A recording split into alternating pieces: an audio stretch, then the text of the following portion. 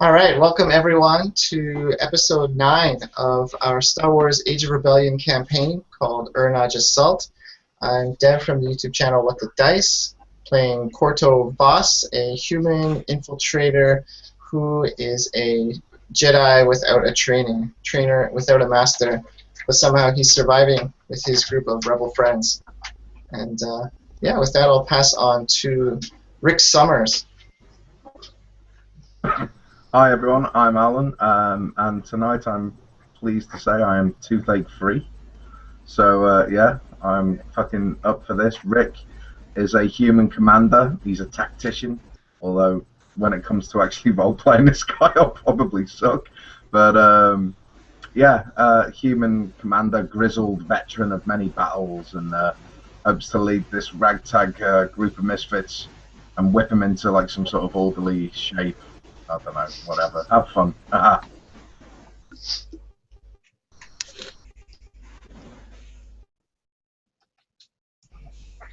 about Capo? Okay, yeah. I am speaking for one of the disorderly misfits. I am Capo Greeata, Rodian with a big sword, and he's going to grind it on someone's face.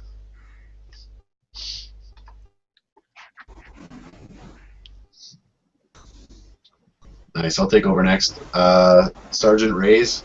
I was, I guess, formerly and generally still leading this band of misfits through their misadventures, including our latest recon mission, or intelligence gathering, which resulted in the death of hundreds, if not thousands, of people. And yeah, let's pass it over to Doc. We did get that intel. We did see what was going on there. True. I feel like hundreds of thousands of people might have problems with that. So my name's Luke. I play Akdan Vebbar, who is like the classic bleeding heart of the misfits. I'm also incredibly good at patching people up, and middlingly good at shooting people. So that's what I add. His hobby is selfies and protocol infractions. Yeah. Reporting protocol infractions. You gotta have hobbies, you know. It's how you stay sane through a war. Like, come on. You're here. All right. Our GM, who tries to TPK us at every opportunity. Oh yeah, of course. You know, I don't send strong characters at you to brush your hair. Cool. So we. Although that would terrify us, I think. All right. So I am Stephen. I am the GM, and as Dev said, it is my job to kill the player characters at every possible opportunity, or flip a destiny point and make sure they don't have what they need, as was the case last session. Huzzah! All right, cool. Excellent. So I believe Ryan did the recap. I had to get up and let the cat in because he was making noise behind the door, but I didn't hear it. I didn't mention the details of it, but basically we made our escape finally from the planet. Oberland. Yeah, and the final result was we got to use Stumpy.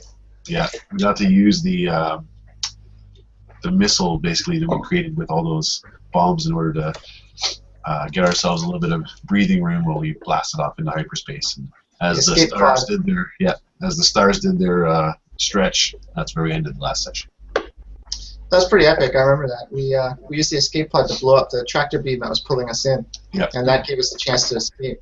And before that, we did the big blockade run through the city, trying to reach our ship, and that's where we had the run-in with the Force user that was hunting us. And yeah, I remember Raaze took a good shot at him.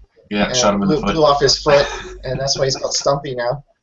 But there was that one problem though where he just kind of waved his hand a little bit, and Raaze suddenly went rogue on us and started hunting down Korto, and that was a big problem until Capo just clocked him in the jaw. Then it was problem solved. Got a problem solver right here. That sounds like a good session where good. Raaze goes rogue to not be there. To not be. Akdan was certainly there. Okay, good. In spirit. He was taking lots of protocol infractions, man. Like went rogue. So we have a whole Oh no, breach he on was our with the other group. 1300 because we also blew off the hatch. Oh So yeah. we're currently depressurized in our cargo compartment. Not But important. we're limping our way back to the rebel fleet. That was where we ended up. Cool. All right. Cool. So we might start this. So you guys, we'll start this back at the Liberty, as it were.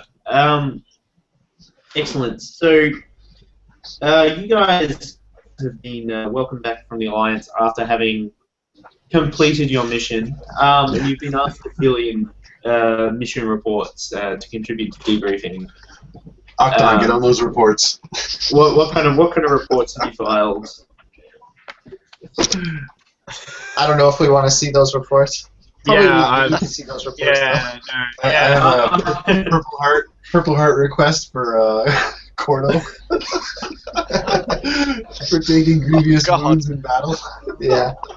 I might need to spend some time in a back to tank. I can just imagine Akdan just submits a scrapbook with all the selfies he took. yeah. It's like one of those like classic like 70s like slide displays. Like here I am on the surface of the planet as we infiltrated the base, and this is First tortured victim. yeah. This is the first torture victim pre-torture, and here they are post-torture. Now, if This you'll is turn your torture in the ATST. This is torture in the facility. Hey, we let that guy lie. He was fine. Interrogation. Yeah. Torture with a scratch that says interrogation. We even managed to slip in some torture while we were on the run. It was beautiful. Like, Did we though? When did we torture someone on the run? I feel like I would We just be didn't have adding time. flavor. Yeah, just throw that. We talked about it, Yeah. but we didn't have time because Raize went rogue, Okay. and we had to run after that. We Yeah. got scared. That was when we started pissing ourselves, and we had to make a beeline for our ship. But to visualize, Raize would I'm imagining the reports like this thick, and it has like a subsection on like torture incidents like this thick. Capo. Capo is touched that you took such interest in his work. That's It's right. lovely to be appreciated. Nice. Raize would be very like succinct in his report. It would be like attempted entrance, spotted, rifle play occurred, several deaths, and he'd list 47 confirmed kills. Information extracted by Capo. Not any detailed stuff, but just like he'd have the full list of everything that kind of done. Very similar with Capo. It would be that plus probably minimize civilian casualties. Yeah. Keep Summer safe. Fudge the report. Korto would have made a special note of the Imperial Force user that was chasing us down, the big baddie that we call Stumpy now. He would have made a note about that. He wouldn't necessarily mention what happened to Raize unless Raize wanted that in the report, but he would mention that this guy's very dangerous and powerful, and he's a serious threat, a recurring threat that we've seen twice now on our missions.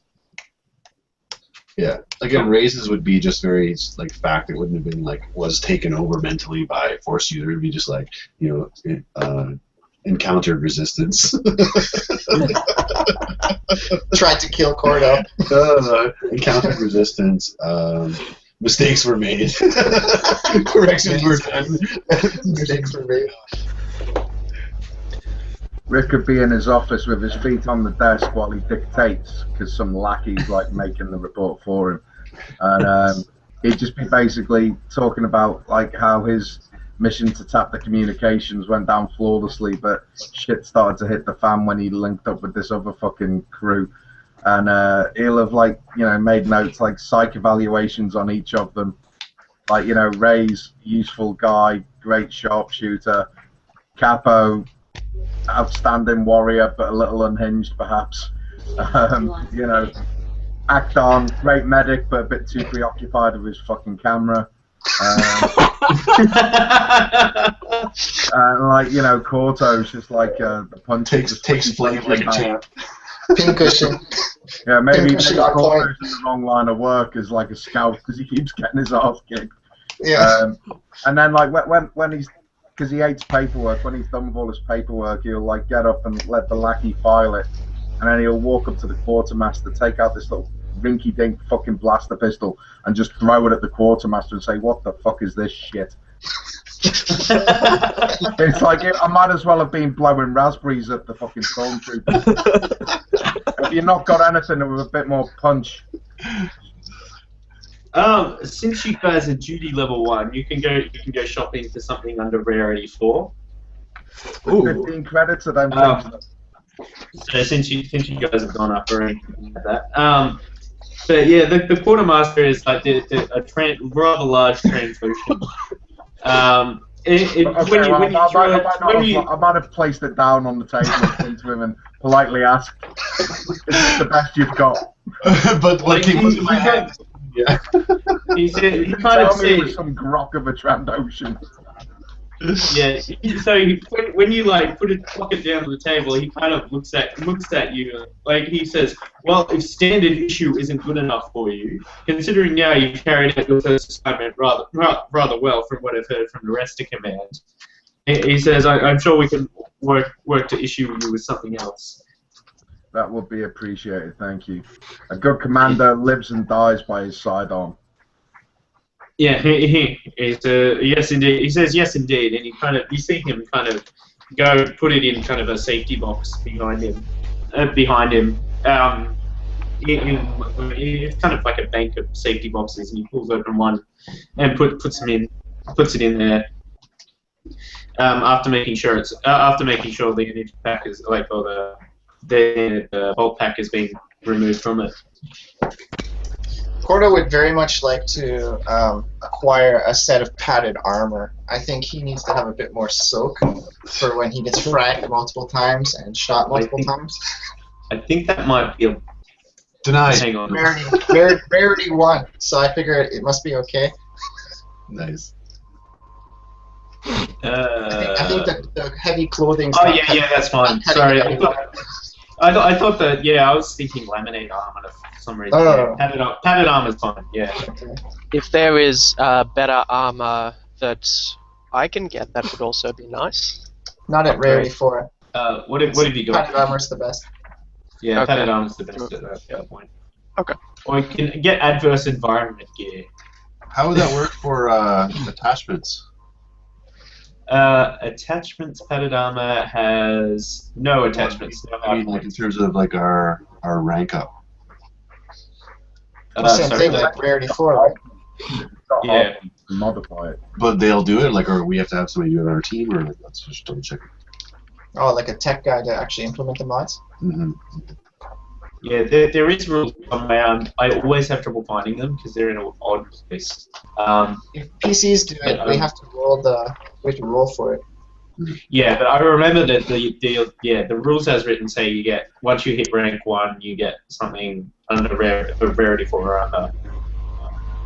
There's some good stuff under rarity 4 that you can get. Yeah, sure.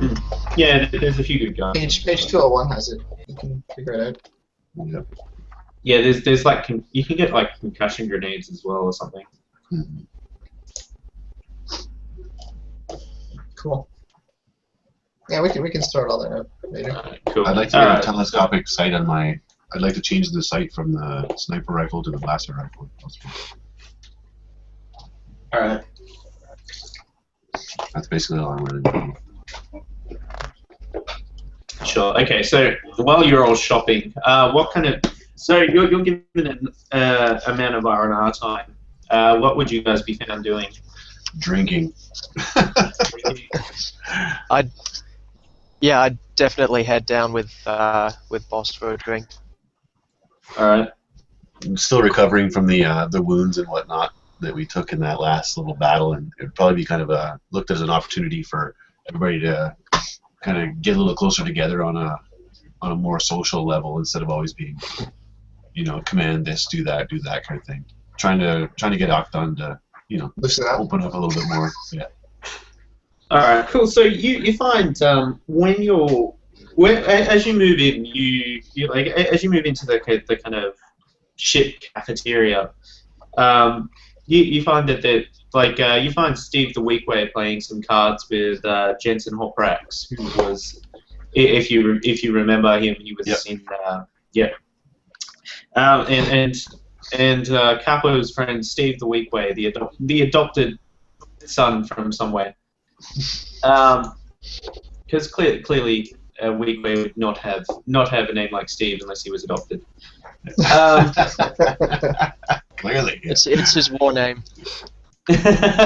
he earned it. He earned it through many battles. Yeah. Cool. So they're sitting there. They're sitting there playing some cards on the table. As you guys kind of approach, like Steve the Weekway sees Capo and kind of enthusiastically waves him over.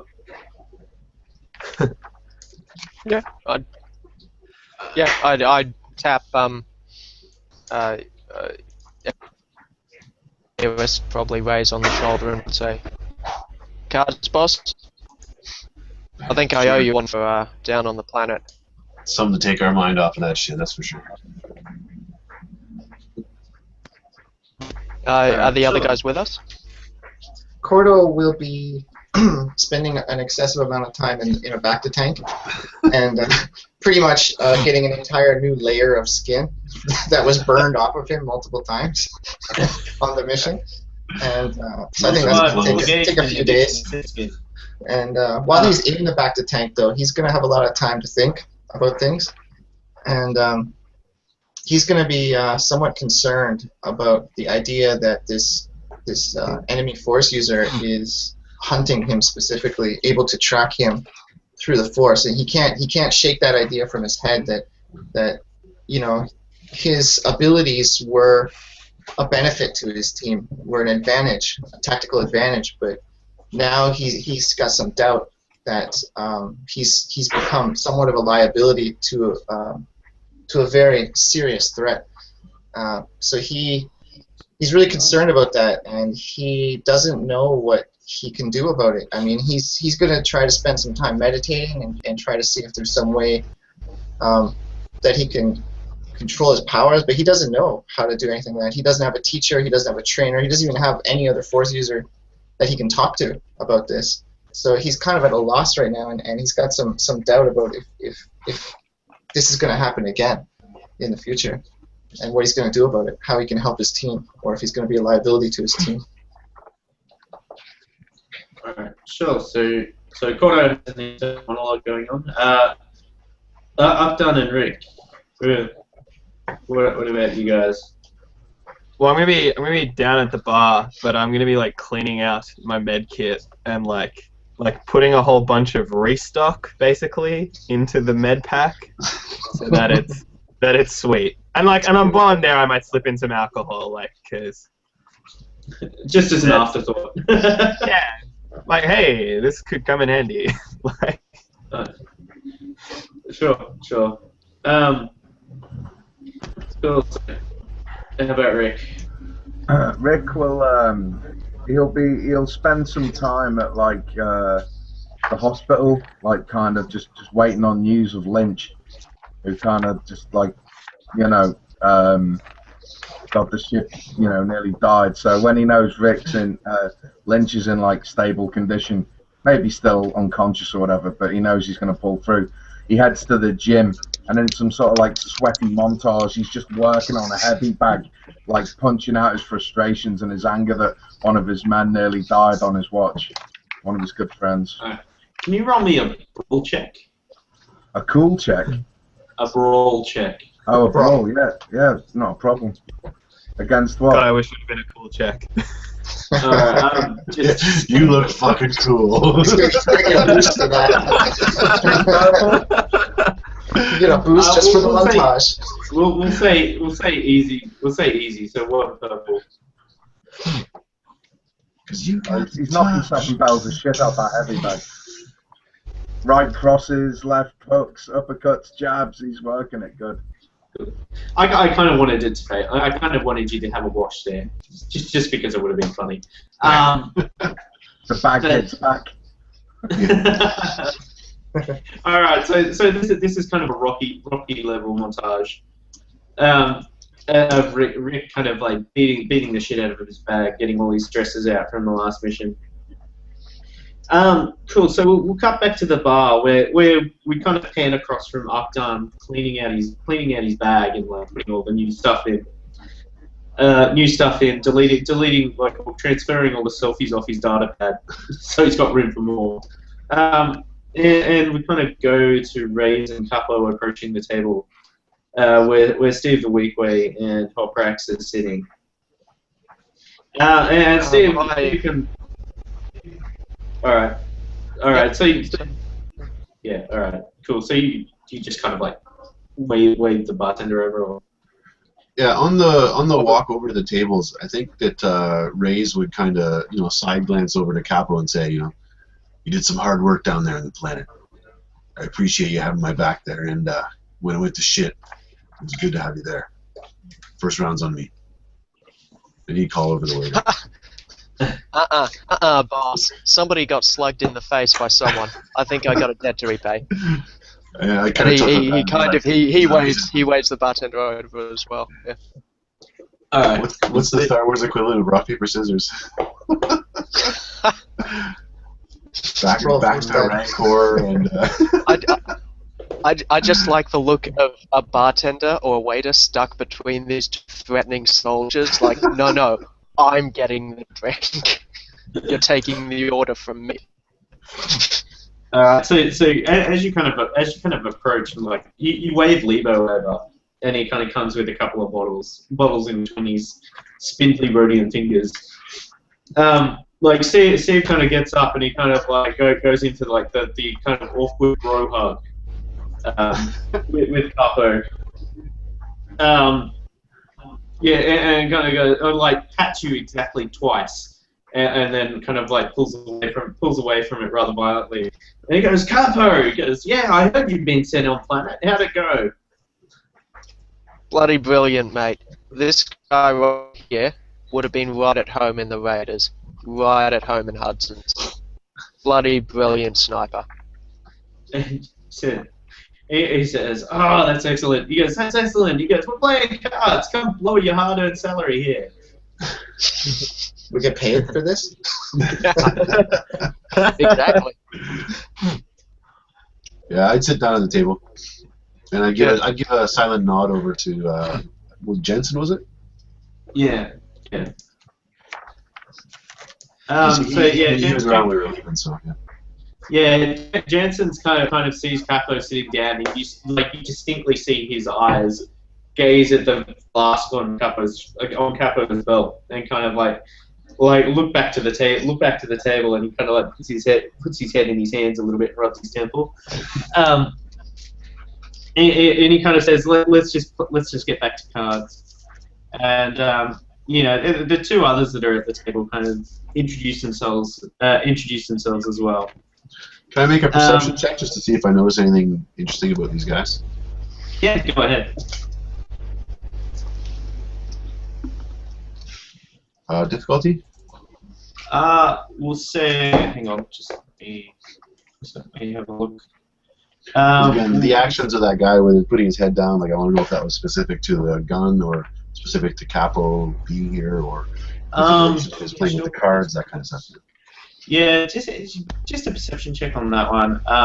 Probably, we'll say 3 purple. Okay. A failure and 4 advantages. Yeah, like you can't see anything in particular about him, but you do notice that you do notice he doesn't look worse for wear. He just looks like it's this guy again kind of thing. And you notice his stack of chips is significantly, or stack of credits is significantly lower than the other people at the table. Oh, this is the guy we drank under the table the last time we were here, isn't it? Yeah, nice. Sorry, completely blanked on him. That was like 7 months ago. Yeah, it was ages ago. I don't blame you for not remembering.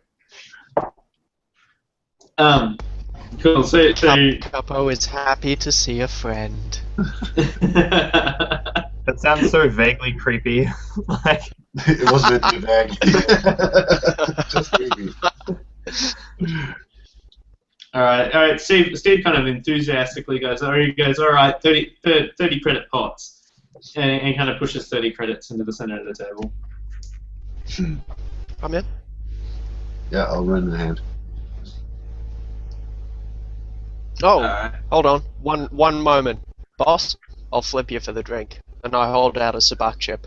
Call Alright. it. White. And Steven, do you want to... All right. I'll roll a percentage quickly, and if it's less than 50, it's tails, I guess. Yeah. And for some reason it's not. Oh, there it is. Sorry.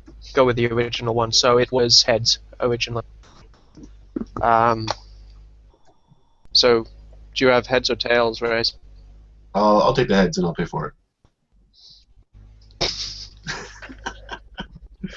I'll Sneaky. flip I like it. All right. I'll flip the bartender the coin because I'll have waited till it landed, and I'll be like, with one of the advantages, I'll actually have seen what it was, and I'll be like heads, and I'll already have the other coin flipping towards, like, the credit chip flipping towards the towards the bartender, and I'll kind of bounce it off his forehead.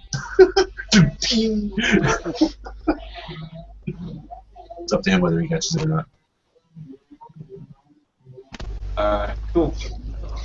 Alright, cool. So, what's the news around the base, gentlemen? As we take our Steve goes, I finally found you guys again. He goes, it's a bit difficult after that evacuation. And he goes, anyway, I'm just here to drop off some supplies. Having a bit of downtime. Me and my guys are having a bit of downtime before we get back.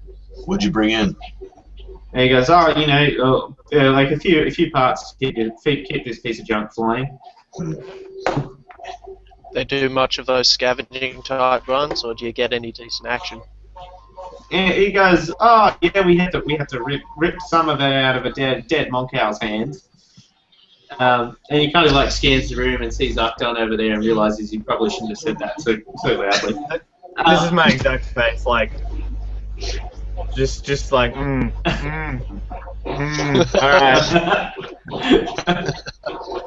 And then I keep cleaning my shit, like, alright, like really urgently, like at that point. Yeah, it's a shame not all Moncows are shiny like our friend over there. He says talented engineers. They can strip down. They can strip down an entire X-wing very quickly, within the space of half an hour. And he goes, unfortunately, this guy didn't want to part with that. That's how she rolls some days. Yep. We just got out of some fun in the sun. Got made by a team outside of our recon zone. Had to fight our way in, fight our way out, blast our way through a blockade. Good times all over. Raaze will give a kind of, confirming grunt. Alright, cool. So the dice pool for Sabak is a cool check. So it'll be based on your presence. Okay. And the opponent here, like, it will be a cool check with a force die. Alright. Alright, cool. So the highest score at the table here is 3 purple. So rolling against 3 purple? Yeah. You said there are cool plus a force dice? Yep. And so the force die will convert pips depending on whatnot. So yeah. Success. Alright, so cool. Oh, alright, cool. Score smoothie.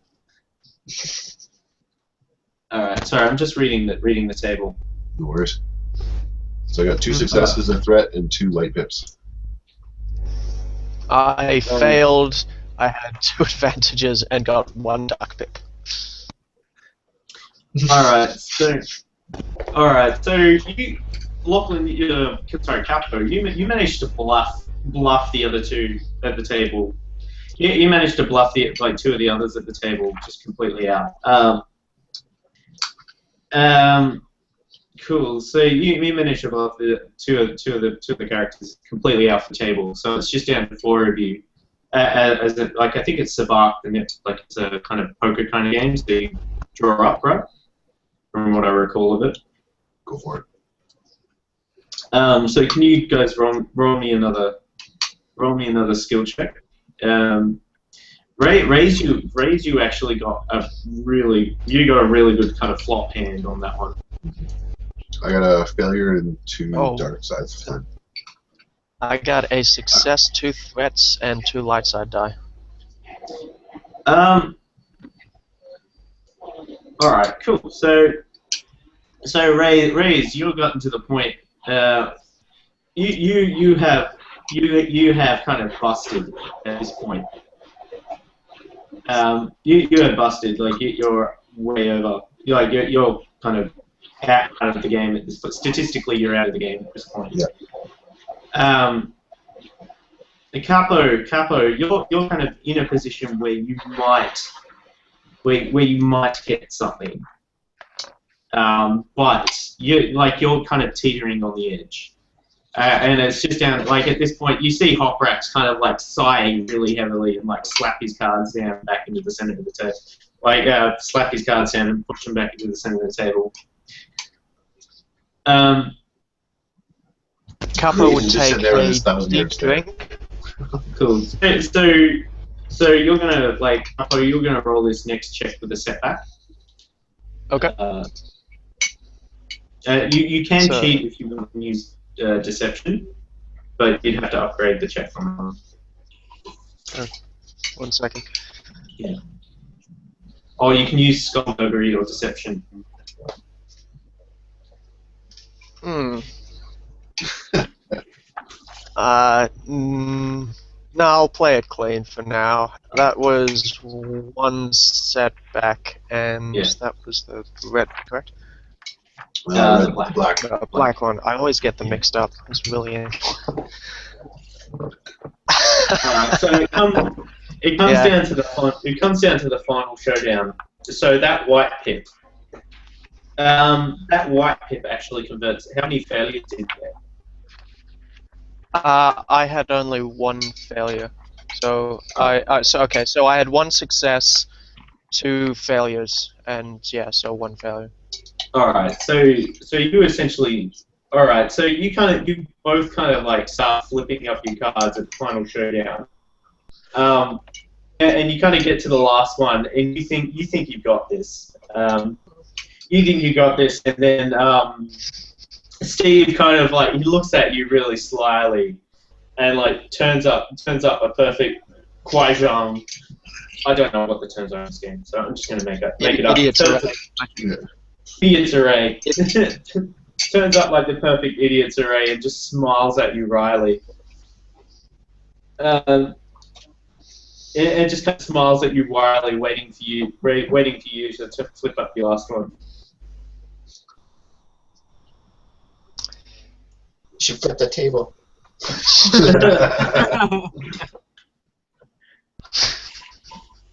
I'm waiting for the torture. Yeah, I'll just lean in nice and close to him, just flip it over, go. Alright, Steve. Next time, buddy. Because I like Steve. I don't want Steve to be my buddy. All right, cool. What was Rick doing again? I'm not gonna lie.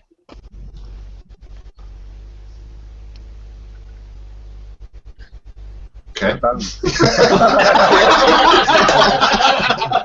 Luke, you cut out there for a second. You said, I'm not going to lie, and it was just nothing. Yeah, well, that's true. No, that's just, no, I was going to say, Akdan was, waiting for shit to happen. So that's basically the nothing. That's, how I am right now. Really? Oh. Nothing's going on? Nothing? Alright. That's unlike Capo. You should Is check he Capo. stealing? Maybe he's not feeling well. Yeah. Name me a point where Capo has punched a friend of his that said friend is not under the influence of an evil force user. It's one of those, it's like it's just like that. Like you go to say something and you're like, okay. I demand you flip the table and punch someone. So seeing that Akdan's attention is back on the table, Raize would actually kind of motion him to the table to join them. Oh hell no! Oh hell no! Whether he does or not is up to him. But Raize thinks that Akdan needs to get a little bit more socialized with the rebellion. I will join the table, but like I will make no motion. Like I'm just like watching. That's what I'm doing. That's what's going on. Look, you join this game and I never offer you a drink from this flask ever again. Jeez. It's a golden opportunity. How does one even play this game? I say, fully in character. Don't worry, it's easy for newbies. Just set down your money and we'll see how it goes. It's not called beginner's luck for nothing. Oh god. Alright. Do I need to make any checks? Like, who am I? What is going on? Who am I playing? Alright, so for the sake of simplicity, I'm going to say the other two nameless NPCs have kind of, the two from Steve's crew have kind of gone off to get another drink for now. So it's a cool check. It's a cool check against 3 purple and with a force die to represent the shifting of the cards. Shit, I'm not very cool. Damn it. Yeah. Yeah, not very cool. Yeah. It's page 119 in Sons of Fortune if you got that book and you want to have a look at those yourself. But, no, that's fine. That's fine. I will be not very cool. And pray to the luck gods. All right. So Steve deals out the cards. Just deals out the cards to everyone. So. I mean, that's something. All right. So, Capo, you bust completely. Yeah, I'm out. Yeah, you were completely busted with that. How many net failure did you get, Raize? 2. 2. So you're still in. You're still into that one. Akdan, were you flat wash? Yeah, I was flat washed with 2 threat and 2 white pips on the force die. All right, cool. So, Steve is kind of like rather imposing, and he kind of like stares at you while you sit there deciding, like while he gives you the cards, and kind of throws you off a little bit, to the point where you don't really know what you've got, and so the kind of general consensus around the table is that you should fold. Okay. I do anything but that. I stay. Clearly. And also, I just got done with a mission with this guy, so I kind of thump Steve on the arm and go, hey, looks alright. Leave it out, mate. Alright. Nice. Second round. Alright. Cool. So, yeah. Alright, cool. Did you get any failure in that one, Raize? I did have 2 failures with successes cancelled. Alright. Cool. So like a white pip will actually flip a success into flip a failure into a success, whereas a dark pip will do the opposite and it will flip a success into a failure. Don't tell me that. All right. So somehow like you've So you're attempting to develop a hand of positive or negative 23. Akdan, you've managed to get up to 100 somehow at this point. Yeah, sweet. Surely that's good, right?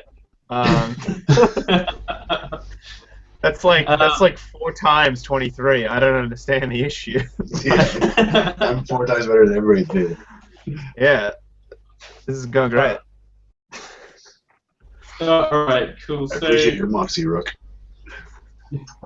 All right, so Raize, like you see Hoprax kind of like grin to himself a little bit, and you see Hoprax grin to himself a little bit and kind of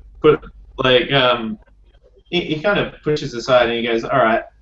He says, all right, I'm going to raise you on this one, and pushes another 5 credits. 5 credits into the center of the table. All right. I'll kind of look at him and still have like the completely flat stare, and then kind of just look like right through him. You know, like again, full 1,000-yard stare style, and not even looking away from him, just reach in, grab another credit, slam it down on the table, and then just slide it forward. And the whole time just keeping eye contact with him. All right, so you see Steve. He kind of like looks around the table and kind of like puts his cards down and goes, "Nah, I'm out." He says, "Nah, I'm out. Got shit. Got 100." I like, and hearing him that, I'm like, what a rookie move, apparently. Per my understanding of this game. All right, cool. So can you should just roll me one more check against that. Akdan, you take a setback. Oh man! Oh come on! I almost want to flip a destiny point just for fun. No, not a setback. You upgrade it. So one of those purple into a red. Oh man! Oh man! All right, cool. Nah, come at me! Come at me! There you go. Look at that. This shit. Good news was I had no failures technically on the roll. So. No failures. All right, so I'm gonna say you get the push. Akdan, somehow you miraculously, like you all kind of get the push, and you somehow miraculously bring it down. Yep. Bring it down to 23 as the others flip up their cards. You put 23 on the table. And Hoprax kind of like he looks at you all again and just kind of like rubs his head. He goes, "All right, I suppose I made my credits back at least," and kind of like rakes in his share of the pot. All right.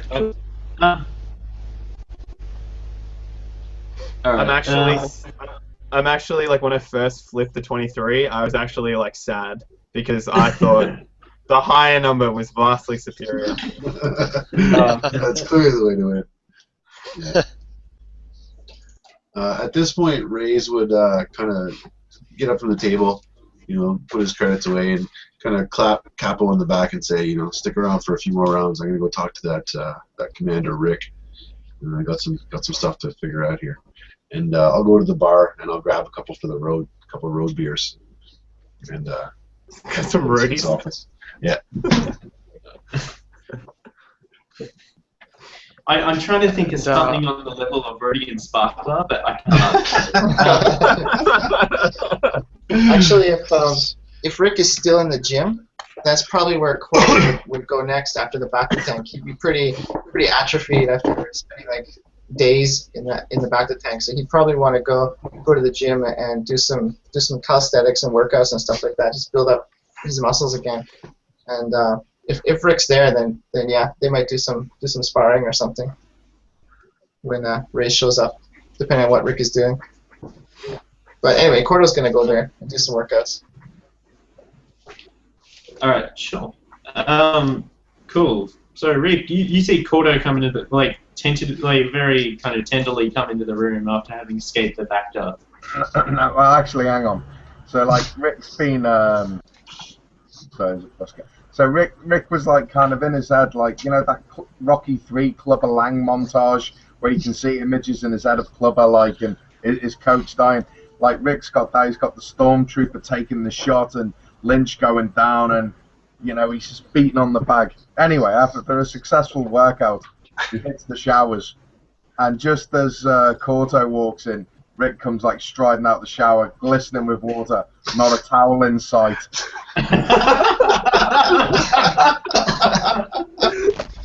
Jesus, man. As he sees Korto, he'll just nod his head at him. I'd just be like, Jesus, man, cover that up. It's nothing to be proud of. I'd be like, not a locker room guy, huh? Not if I need a microscope. Anyway, like so Rick will take a towel and he'll just like wrap it round his neck. And he'll just be like that, just kind of, just wiping the water off his face. Yeah, and at that point, Korto's going to be rethinking his workout idea, and he might just head to the cantina too.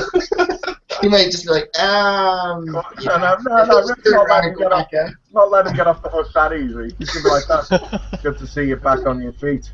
How you feeling? You look a bit worse for wear, a bit weak. Yeah, I feel better, but at which point he just kind of stands there with one hand on his hip. yeah, I feel a lot better now. Thanks, man.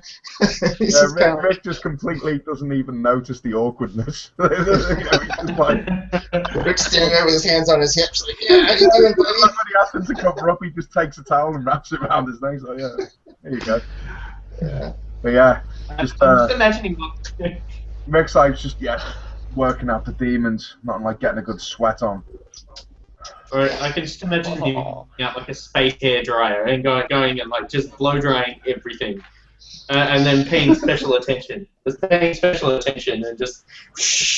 And if this is when Raaze walks in, it's going to get even more awkward. Rick would be like that. I like to air dry. Good for the skin. Oh man. Too much information, man. We only just met. I know we've been through the shit together, but Rick's one of the boys, you know, know. and that's how he rolls. You know, he doesn't hide anything from his men. I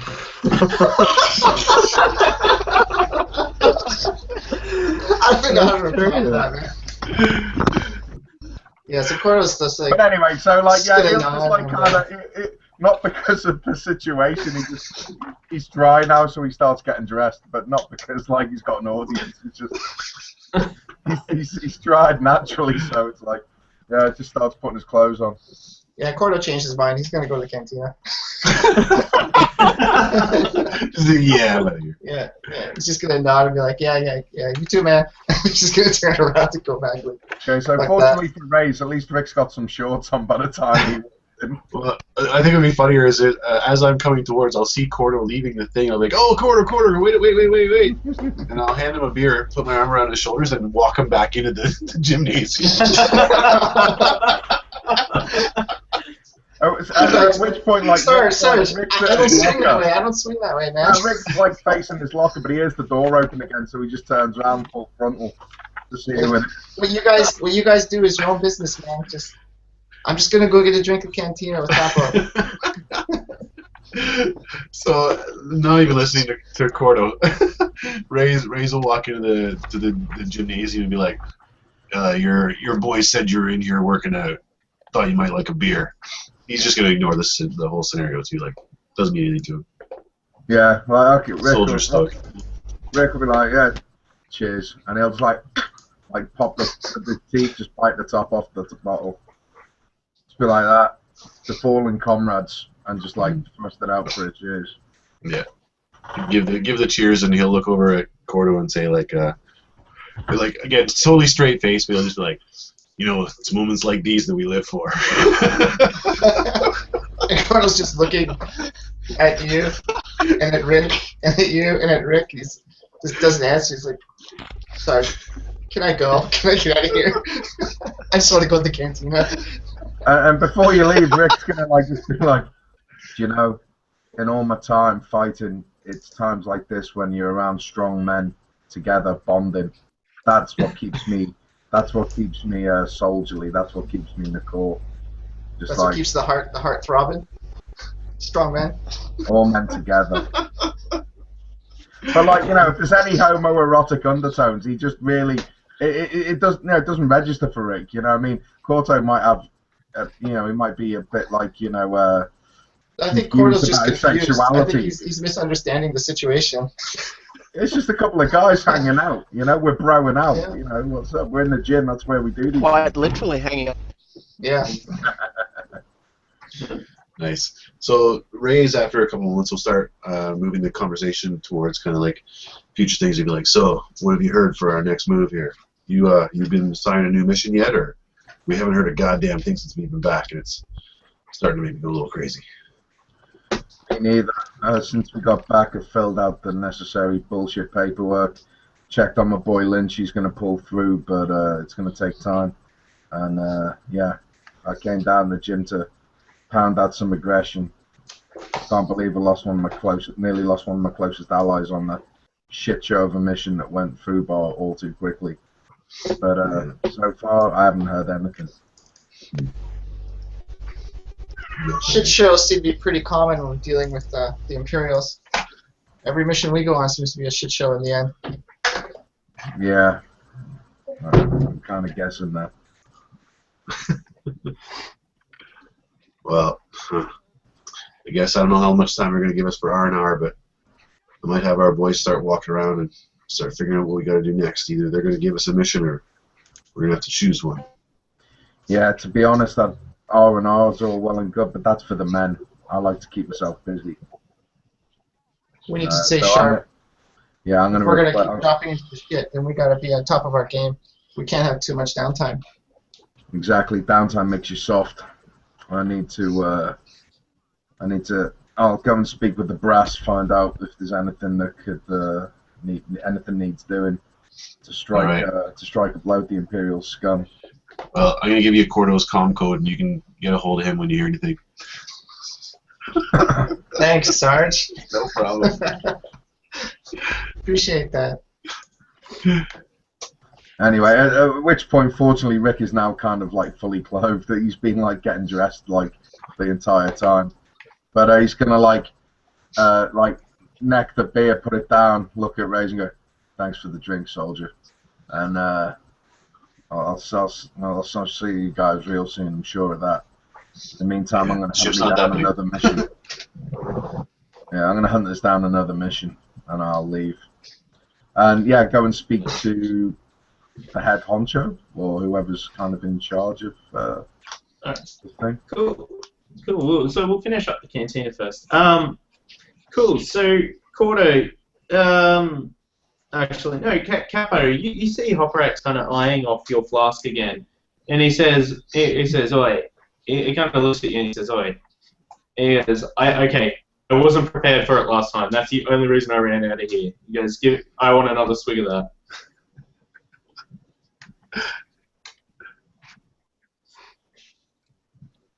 Do we have Lachlan? Yeah. Well, I'm absorbing the full impact of that. So Korto, Capo would hand it over and go, "All right, mate, your funeral." Topped it up with some good stuff on the way running out that city, and just give him a bit of a. So he kind of steals himself. And takes a swig of it. All right, cool. So he kind of like you hear him take like a long draft out of the thing and then put it on the table and kind of like wipe his mouth, looking satisfied with his own ability. He goes, "Right, with that, lads." So you kind of starts to kind of saunter off towards the door, and he kind of saunters off towards the door with his credits just as Korto's coming in. He kind of brushes shoulders with Korto and kind of looks back briefly over his shoulder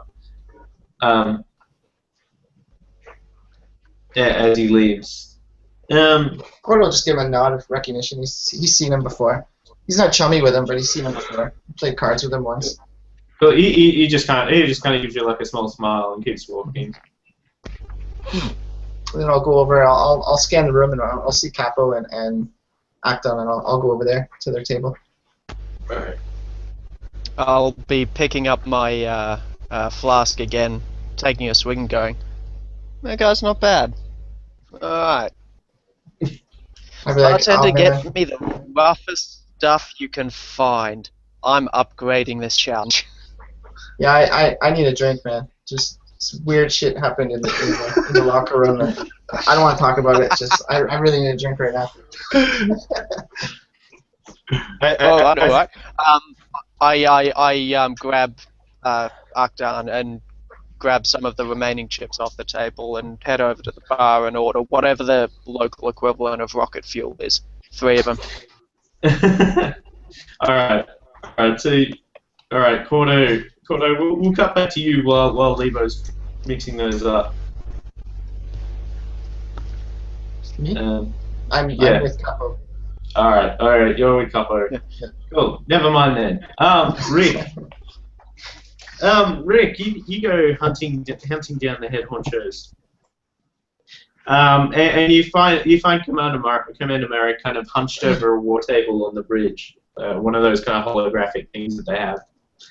And he kind of like looks up and he kind of nods back at you, and kind of like continues looking back down at this war room map. Okay, I'll Commander and walk over and just start like kind of stood to the side of him, just like looking down at what he's looking at. What have you got? Sure. He kind of jostles around it a bit, and he goes. He says, "I'm looking for a suitable landing." He goes, "I'm looking for a suitable location." He goes, "We need a new base." And he kind of like pans around on this thing, and you see that he's like looking at a snow planet. A snow planet, not like it's kind of arboreal forests kind of thing, and he's painting around the globe looking for a good spot, and you can see that it has kind of more temperate regions towards the equator, but otherwise it's kind of very tundra-ish kind of setup.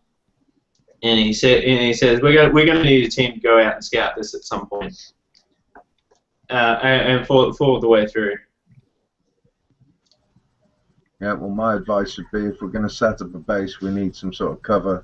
Those wide open tundras, clearly not a good idea.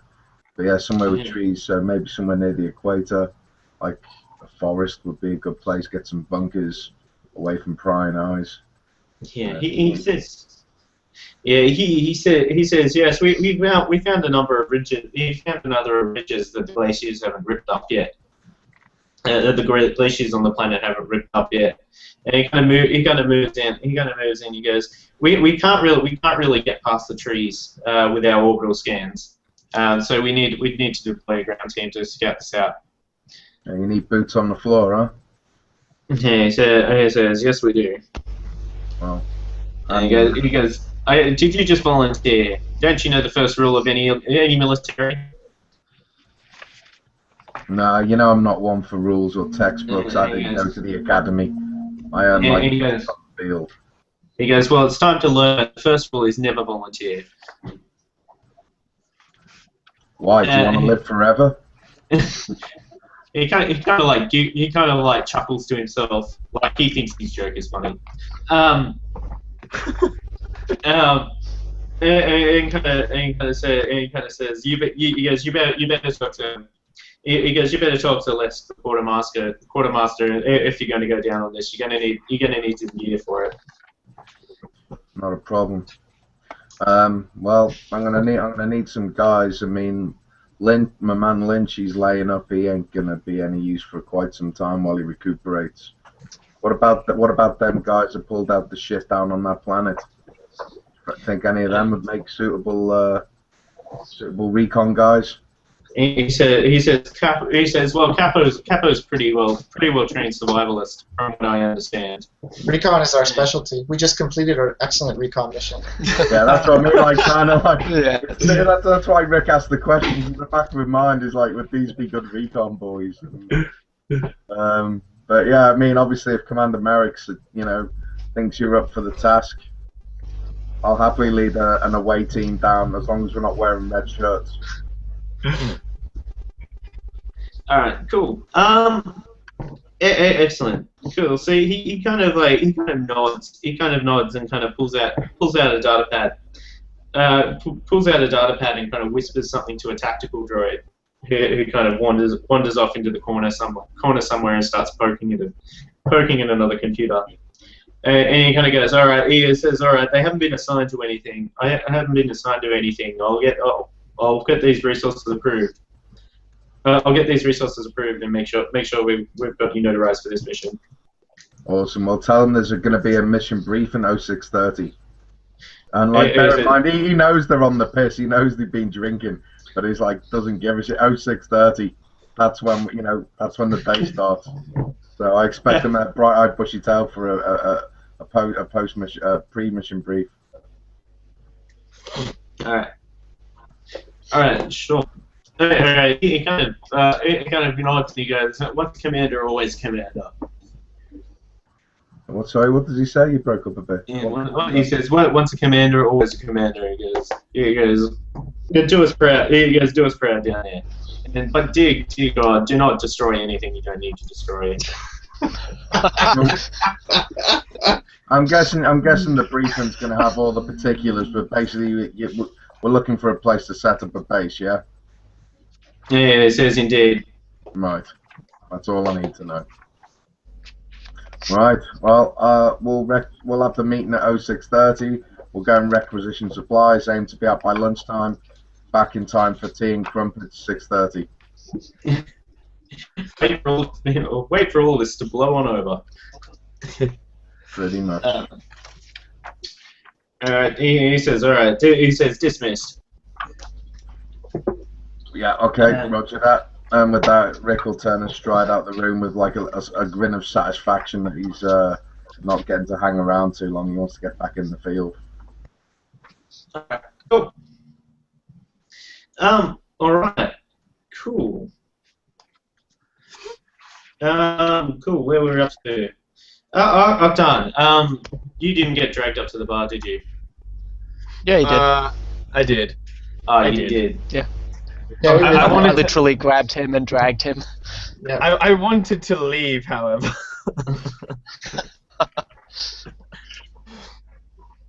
Korto and Capo are thinking along the same lines there. It's time for Akdan to start drinking. No.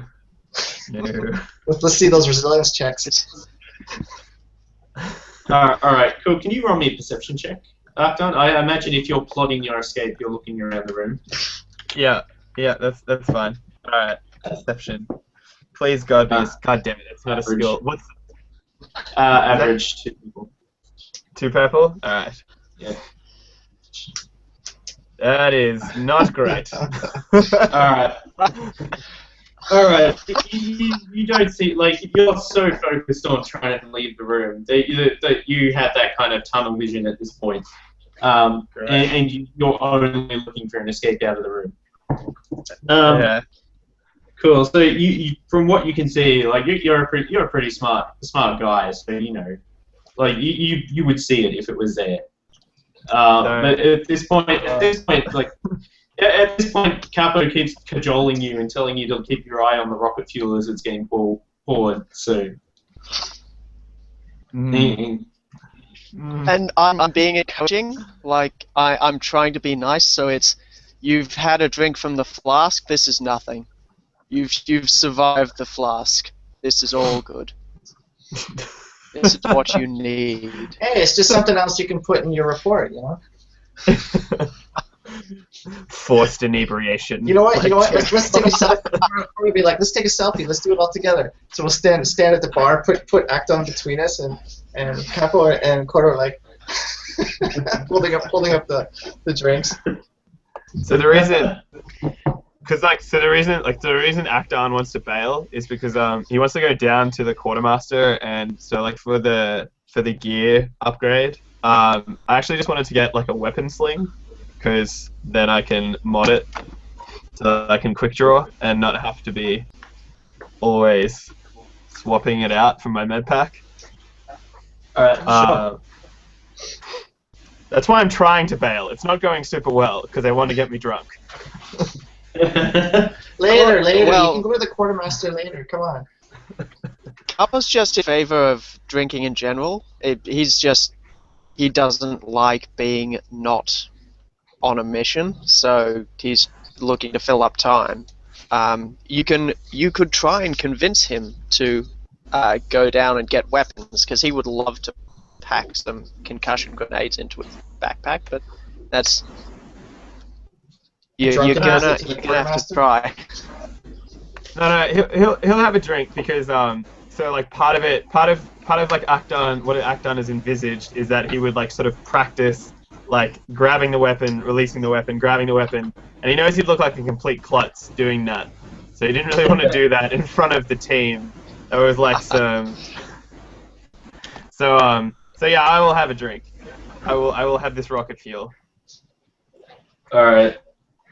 So when Lebo seems satisfied with the lethality of this drink, he kind of like nods and grins across the table and like puts the last bottle away. Hold on. Before he puts it away, I put down one more credit chit and go, "Hey buddy, one for the bartender too." you see his eyes sink, and he kind of he looks like he goes to say, I'm on the job, I can't drink, and realizes that he's drunk with you before. Yeah, that's so you see his face sink as he kind of like sits there like you're watching like a hawk, and so he's sitting there watching you trying to get away with being in half shots. As he does it, but like you're sitting there, like I imagine you're sitting there watching him like a hawk, and like you go, nah. Just if he's not pushing it far enough, just tip the bottle up with my hand. Sure. So he's eventually got this nasty, bright green looking concoction in front of him as well. And then I'll just gently clink mine to his and go, to Rhodia. And then slide it back. Alright. Roll me a resilience check, Capo. Against? Against... We'll say this is 3 purple. This is... Should we all do it? Stuff. All 3 of us? Yeah, as you drink. Mate, I can handle this like a champ, thank you. Let's see. Hold on. Sorry, what was the Hold on. But I can re-roll any resilience check once per session.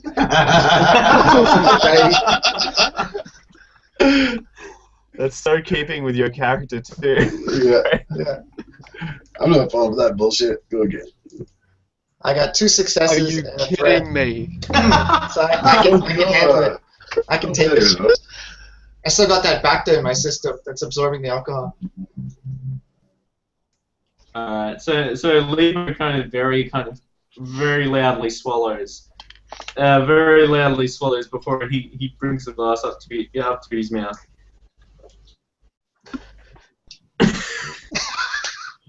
Alright, it appears Rhodians suck at drinking. I would like to emphasize that I got all the... That is the most stylish failed taking of a shot ever. Yeah. Mm-hmm. That was 7 advantages. Alright, so you vomit in your mouth, but you're able to keep it there. Lebo immediately like collapses on the floor and starts weeping all over the ground. Convulsing. How'd Akdan do? And Akdan, you're feeling alright, but it hits you like a train.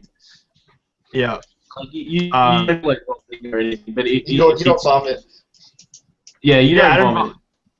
Alright, that's fine, because like when the bartender drops, I'm gonna be like, it's alright, I'm a doctor, it's alright, I got this.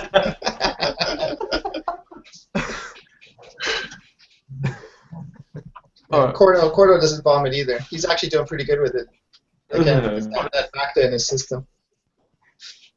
Alright, that threat means you kind of like, get the spiderwebs in the head. Yeah.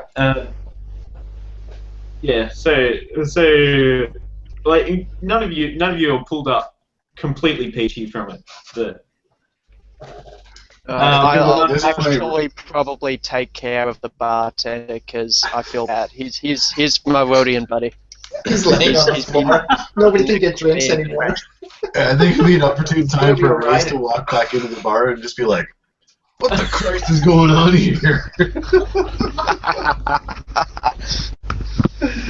Bartender can't soldier? handle the poison he gives.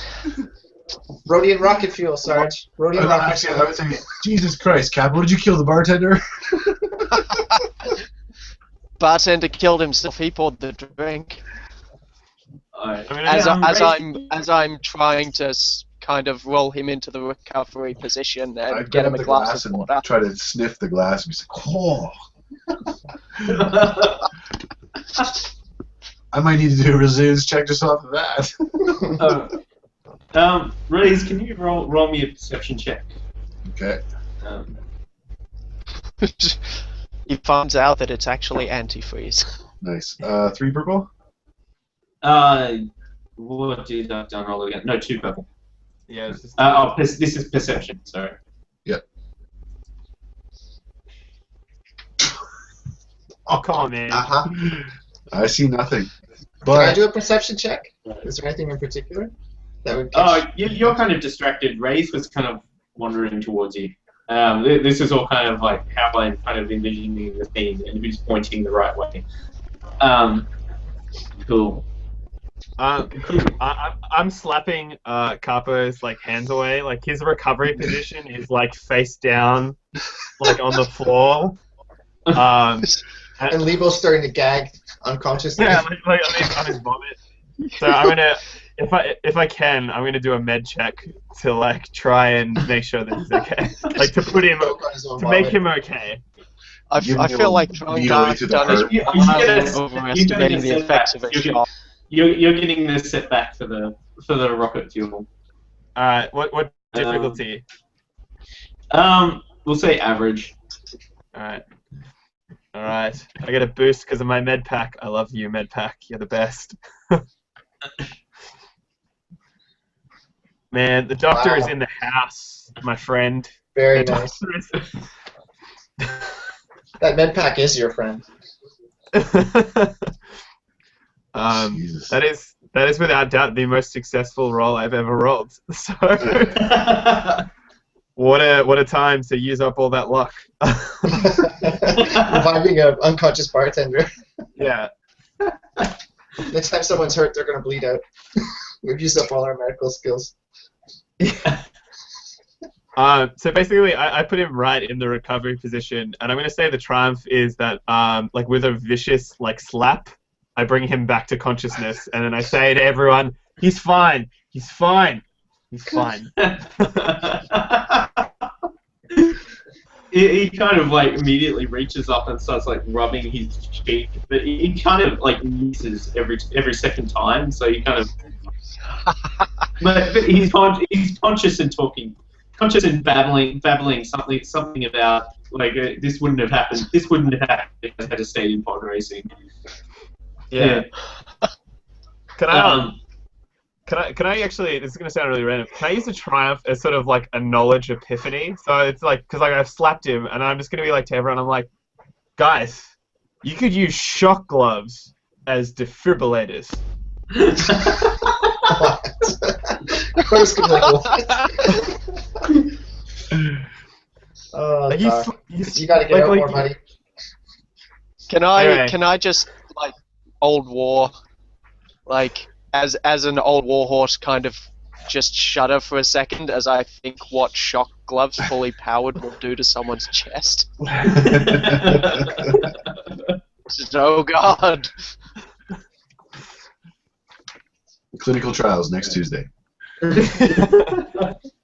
human volunteers welcome. Not Rodian one. Yeah, there's Yeah. only 3 humans, so. Alright, cool. Alright. Cool. Excellent. Cool. So where do we want to go from here? You want to fast forward to the debriefing? Or the briefing? In the morning? What do you guys want to do? I'm okay with that unless there's other things you need to do. I think we would just keep drinking, and then eventually someone's gonna have to tell us that we have something to do in the morning. Because I don't think any of us know that. Or maybe we'll be surprised. Or maybe we'll just find out in the morning that we should be somewhere. I can just imagine Rick coming in just as Akdan is yelling, "Hey, you can use shock gloves as defibrillators." I stand by my medical discovery. Thank you. We demand peer-reviewed journals. It'll work. Is Rick gonna come in, or we'll just keep drinking? No, Rick will he will walk in. He hasn't had a cold on for a while. No, he hasn't been in the showers. Can you roll me in? Actually, no, never mind. Rick wouldn't notice this. Cool. Okay, but he walks in and sees the obvious merriment going on now. You know, Rick should be in the officers' mess, but he likes mixing it with the enlisted men. He doesn't like it with the brass and file. So, but he'll just go and he'll sit at the bar, order a scotch or some sort of Corellian whiskey on the rocks, and just sit there with a straw, just poking at the ice, and look, he's lost in the bottom of his glass. Hey, Commander, try one of these, and he'll pass down another one of the rocket fuels, slide it down the bar to Rick. There's just a moment of crystallization where Capo just kind of grabs Korto's arm and, "Look, you never get the brass drunk." He's pretty friendly, though.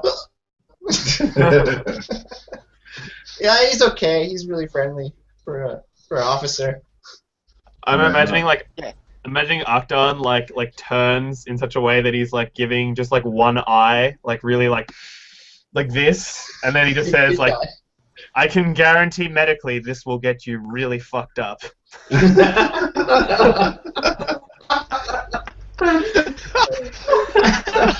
just stare at him hard, from one eye.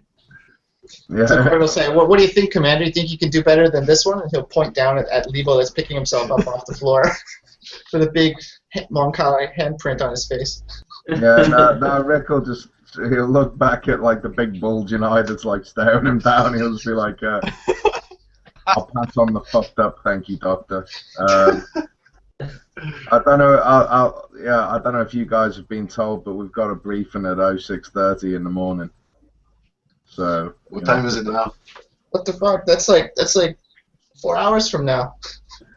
No, it won't be that late. I reckon it's about 9:30 now because Rick's he's in bed by 10. So I imagine it's only about 9:30. I've come in for a nightcap. Sure. Oh, we got plenty of time then. Plenty of time to keep drinking. Raaze will look soberly at the other three, and then he'll be like, "Well then, boys, you got 4 hours to get as fucked up as you can." Korto will salute. Roger that, Sarge. Can I just...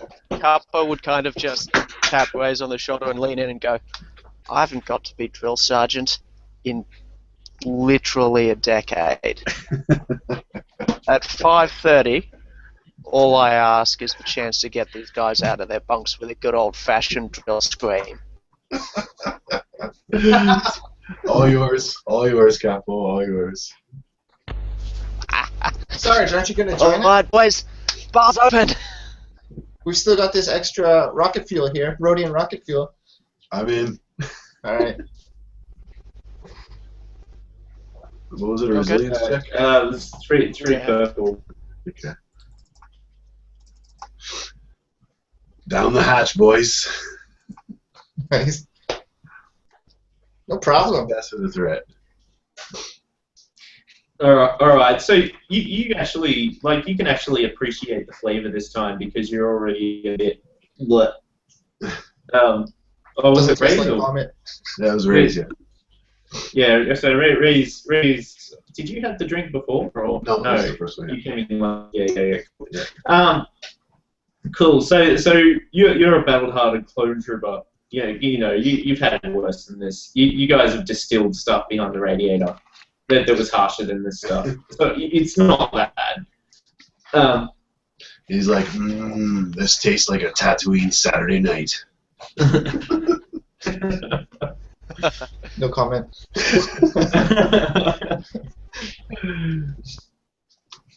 like hanging out nude in the locker rooms.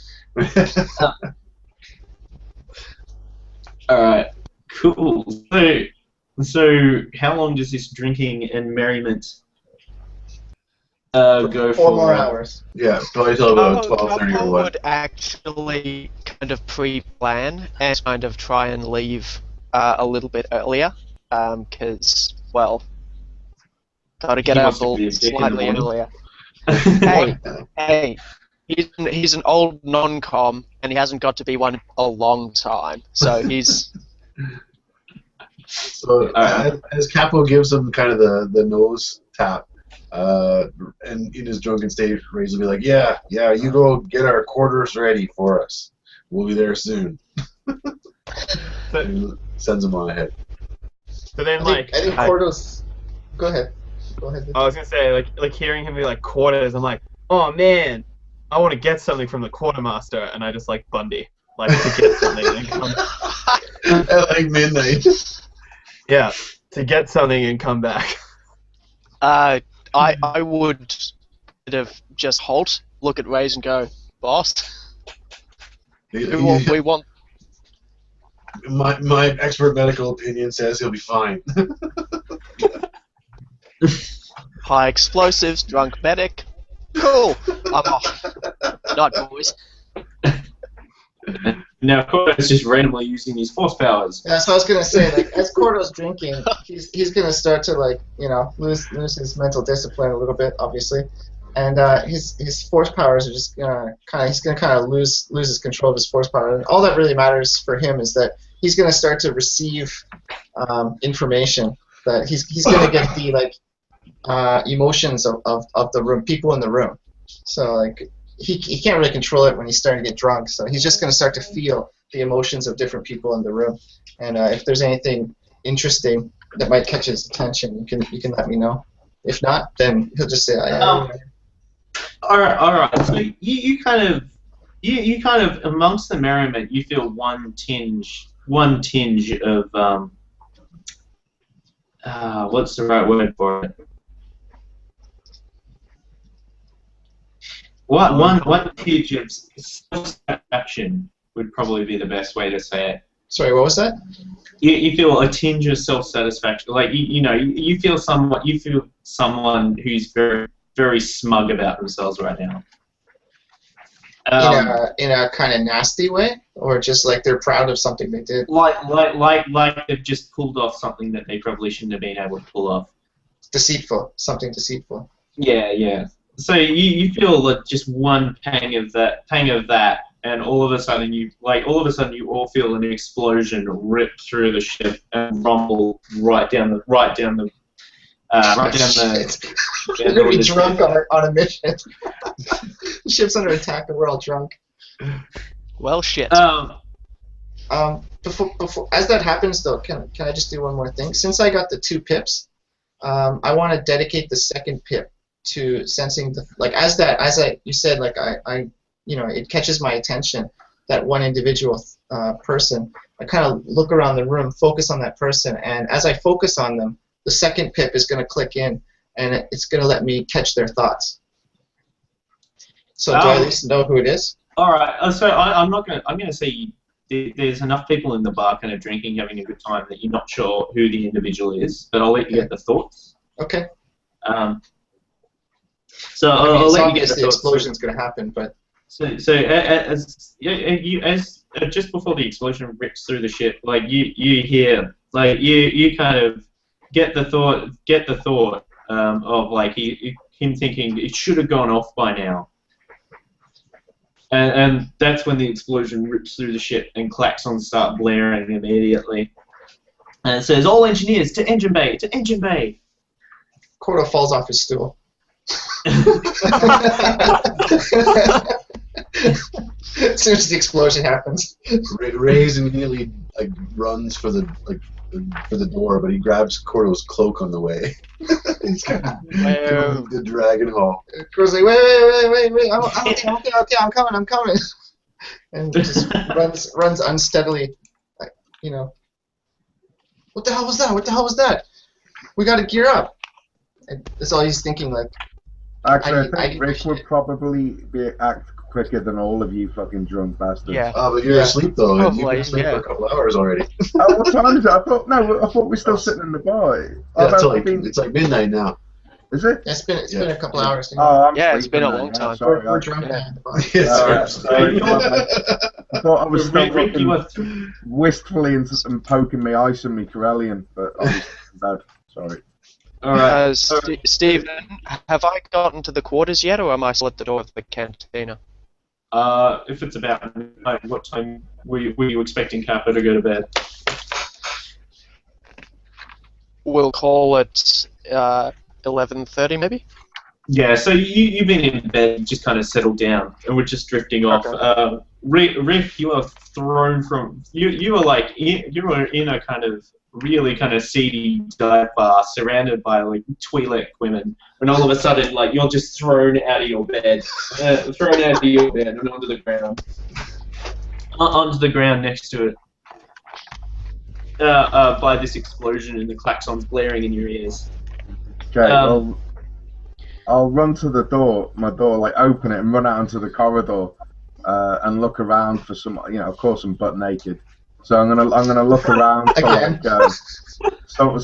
like just somebody to ask what the hell's going on, and if there isn't anyone, I'll kind of hit an intercom on the wall, like, this is Commander Sommers, situation report. What the hell's going on?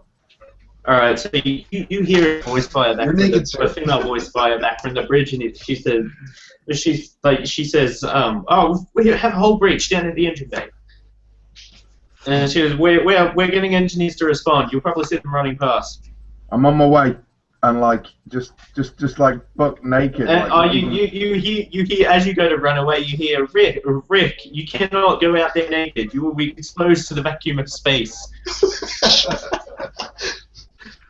And at this point, Korto will start running to his quarters. Commander, but I don't think a pair of tidy whities are really going to help in this situation. I'm all action, hands on the pump kind of guy. You know this. So that doesn't even register. Okay, I won't run towards the. I'll run towards the bridge.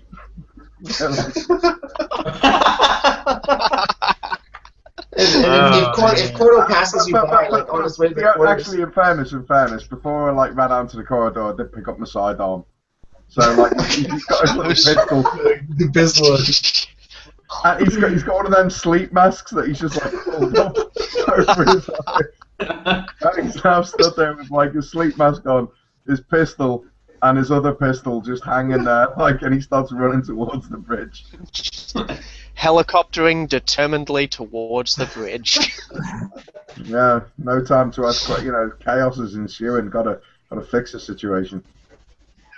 Korto's gonna stumble his way to his quarters, get his gear. Yeah, so I've been shaken out of my bed as well, I'm assuming. Yeah, sure. If you wish to be thrown out of your bed. Yeah, woken up is the key point. Yeah, woken up. Yeah. Where are my quarters?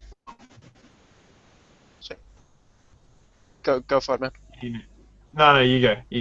Cause you go. You're in bed. Well, I know that I'm safe in bed, whereas you're off somewhere in the ship, so go for it. Where am I? Because I was heading towards the quartermaster room, which is suspiciously close to the engine room for some reason. Well, you were drunken with us, weren't you? No, he went off. Roll me a survival check with a setback. We'll see if you've gone the right way. Oh man. How are you gonna survive? Is the basic question here. What difficulty as well? We'll say easy, just because you should know the ship, but you're drunk. Or easy with a setback, yeah. Yeah. All right. So success with threat. All right. Cool. So you found in your drunken haze. You found the unmanned quartermaster booth and vault. With no Trandoshan to be found. Grab everything. It's all under lock and key. It's all under lock and key. It's not something easy to get to. Okay. You can try and pick the locks if you really want to. Is that like a computer lock? Like is that or is it like skullduggery? Oh, okay. So it's a physical lock. Like it's not like a yeah. Damn it. God damn, skullduggery is not my jam. All right. What's the difficulty of this? Hard to get into the office. All right. I'm presuming with setback still. Yes, with setback. You're drunk. All right. This is good. You know what? I'm flipping a destiny point on this. Nice. Like, I'm gonna reduce Awesome. that. Oh yes. Awesome. Raiding the quartermaster. Alright. So Alright, Akdan so breaks the- in just for a sling.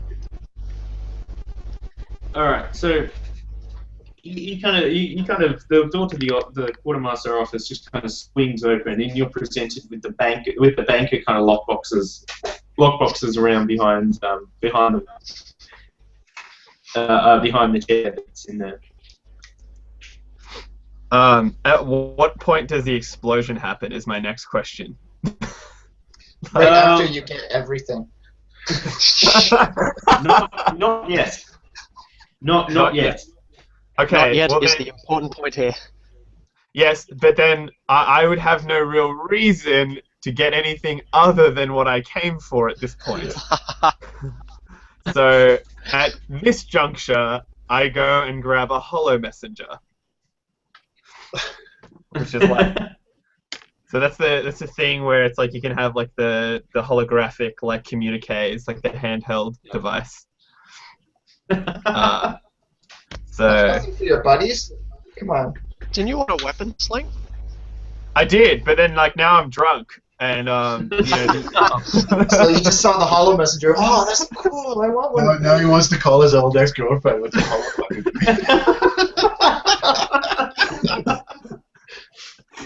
Ma, look where I am, Ma. No, I'm with the rebellion. yeah, no. So I try and find a hollow messenger. All right. Sure. Roll me a perception check. Oh goddamn, not perception. It's like the worst one. What difficulty? And I'm just keeping easy with a setback. The quartermaster is quite OCD, and so he keeps everything labeled. Damn. All right. So Damn. you find a lockbox. You find a lockbox that's kind of it's kind of communication equipment. Communication equipment underneath, like towards the bottom near the floor. So you can pick it with skullduggery. Man, goddamn these locks. What's the difficulty on this lock? 3 purple. Oh Plus god. Oh jeez. Look alright. again. Look again. Nah. Alright, I failed. Alright, so just as you go to shove your lock picking, like your makeshift lock picking gear into the lock, like the explosion kind of just rips through the ship and throws you to the floor. Oh. God damn. And you hear the klaxons go off, calling for early engineers to head to the med bay. Oh, sorry, to the engine bay. Do I recognize that shit hit the fan for the ship? Just then. You can either say you can, or you can roll for it if you really want to. I know what I'm happy smart. I think Yeah. the giant explosion and the ship Yeah. rocking like this would be a pretty good clue that something bad happened.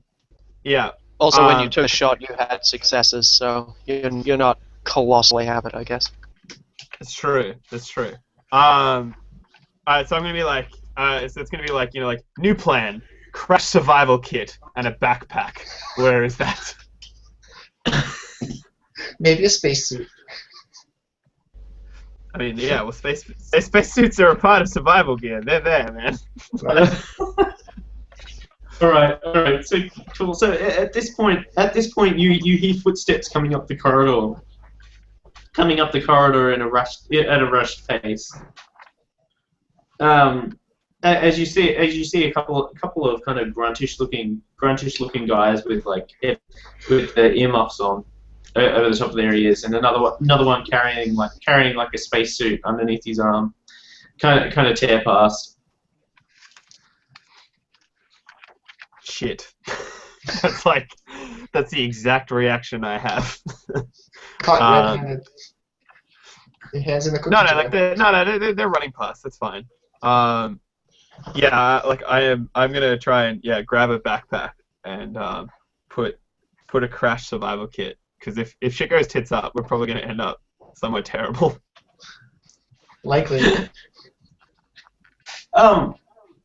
All right. Give me a skullduggery check. I'll just hand wave it and say you find the spot where he's keeping the backpacks. Man, these goddamn skullduggery checks. All right. Yeah, I'm flipping this. Yeah. I'm gonna flip it back on you as well. All right. So what happens here? So what do you change? Both are upgrades. Two purple and a red versus your one green and one yellow. Oh, okay. So because I was just gonna decrease the difficulty. That's what I've been doing. All right. Fine. We'll play it that way. I'll just triumph. That's fine. Fine. Am I still getting this? Am I still getting the setback for inebriation, or is like? I'll say the explosions kind of shaped you back to reality. That's fine. Come on, RNGesus. Oh, come on! Oh, despair. But there's an advantage. Oh, despair. Never give Greeata despair. Alright, so you're sitting there like fiddling with the lock. When you hear this kind of hissing noise behind you. And as you kind of look up to where it is, you see the Trandoshan quartermaster. Kind of like in a kind of throw over t-shirt and kind of normal kind of fatigues, kind of like standing there staring down at you, and he says, "What are you doing here, Private?" Truthfully, I really wanted to take better selfies, and I was drunk, and then the explosion happened. And he says inebriation is no cause for breach of protocol, and he kind of like checks, like you see him looking around the boxes to make sure you haven't opened any yet, and he says there will be disciplinary action, and he kind of like lifts his arm really slowly with a fist and kind of like slams it down on the table next to your head, and grabs a data pad and starts typing you up in the system. Now Akdan's got a protocol infraction. I can accept that, but then I point to him. Surely there are better times to write this up. And he says if process is not followed, then everything falls apart, as we are seeing here. I'm right there with you, man. Like as the klaxons are blaring, right? I'm right there with you, man. Protocol. He says, now normally I would put you under arrest. Normally I put you on restrain you to quarters. But that explosion has just rocked the ship, and you are a medic. You should be looking for people to help. I know, and that's why I'm trying to grab a crash survival kit. Damn it! And he kind of like sigh. You kind of hear him sigh, and he kind of hurriedly kind of like shoves his key in the lock. And like pegs like a pack at you. So these things are like encumbrance 5. So if he pegs this at me, it will bowl me over. Perfect. All right. So he kind of.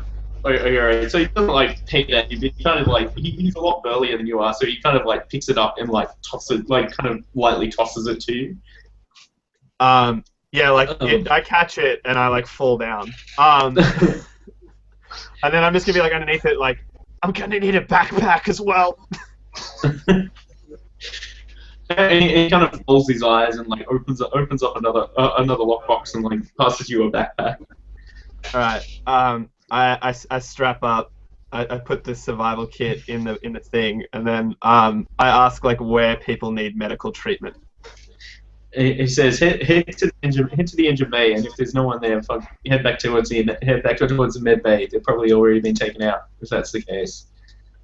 I go to leave, and then I stop, and then I just I'm like, I know you're gonna be mad. I know you're gonna be mad, but can I have a breath mask and respirator? he looks at you. He looks at you with a look that says, "Don't push your luck." And he just kind of like shakes his head. No.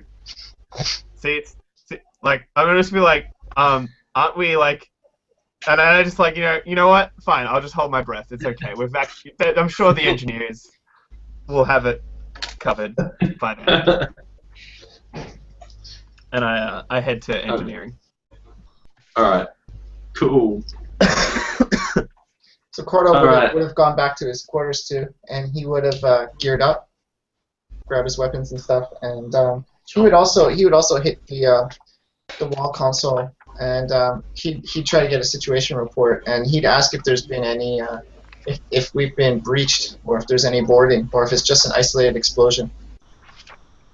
Sorry, where are you going, to the bridge? No, I would go to my quarters to gear up, but I'd go on the communications, and I would contact for the bridge for a situation report. And I would just ask them if there's been any boarding or. I'm curious how shit-faced everyone actually is. Well, Steven said that the explosion kind of sobered us up a bit, so. Alright, happy to do a williams check or something like that for it, but yeah. Been drinking Rhodian rocket fuel all night. That's the only thing. No. We drank. We each drank one shot. We each drank one shot of rocket fuel. That was the thing. Then we needed a bartender to make that. I'm assuming we were just drinking lemon or ale or something like that. Yeah, I think it's fair to take setbacks. I'm fine with that. Yeah, absolutely. Sure. All right, so cool. So you jump on the comms and kind of identify yourself, and they said, Private Voss, report to Commander Rick Sommers. He will fill you in. Where is Rick Sommers? Where's Commander Sommers? He's en route. Where are we going? The bridge, was it? Naked? Yeah, he was slapping his way up to the bridge, like eyes off stomach. With his nightshade and his pistol. He's like, it's an emergency, no time to mess about, got to get on top of the situation and hump it into submission. Okay, roger that, reporting to the bridge. And then, after he finishes gearing up, Korto's going to make his way to the bridge. Double time. Alright, sure. Yeah, Raize actually wouldn't have gone to the... Oh, it's good. Well, I was just... The first thing I would do after, or Capo would do, is actually not use the wall comm, is use his personal comm link and go to Raize and go, boss man, rendezvous point.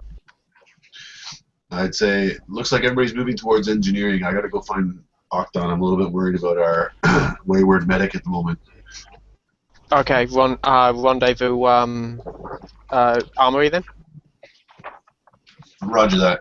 And then, so at this point, maybe Korto might have gotten his details or information that he got to if he wanted to pipe up about it. And then they'll all go on the comms, and I'll be like, Sarge, Commander Sommers is on his way to the bridge. We're ordered to meet up with him for a situation report. I'll fill you in when I get there. Alright, get the details. Let's find out what the hell's going on around here. I'm worried about a possible boarding, as well as this explosion.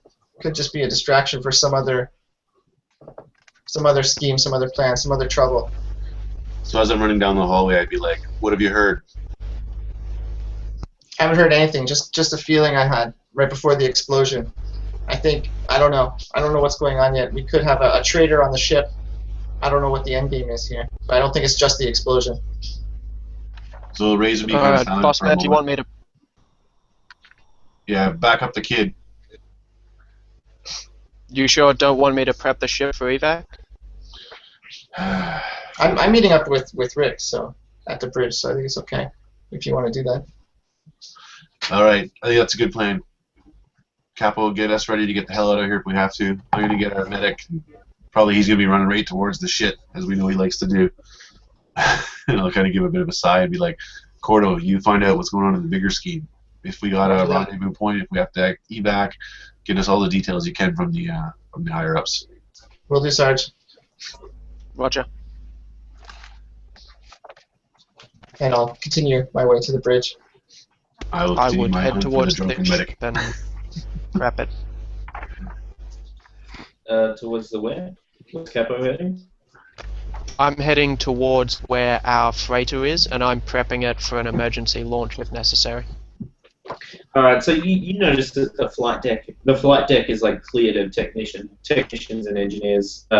They're gone. There's a couple of droids like scattering around the bridge, scattering around the deck, like cleaning and things like that. But beyond that, there's no one there. No one there. Is this a 24-hour ship? What would military protocol state as the normal state of readiness here? The patrol ships have been what's the word? Grounded? Launched. Or launched? The patrol ships have been launched to guard against team. It looks like the patrol ships have been launched.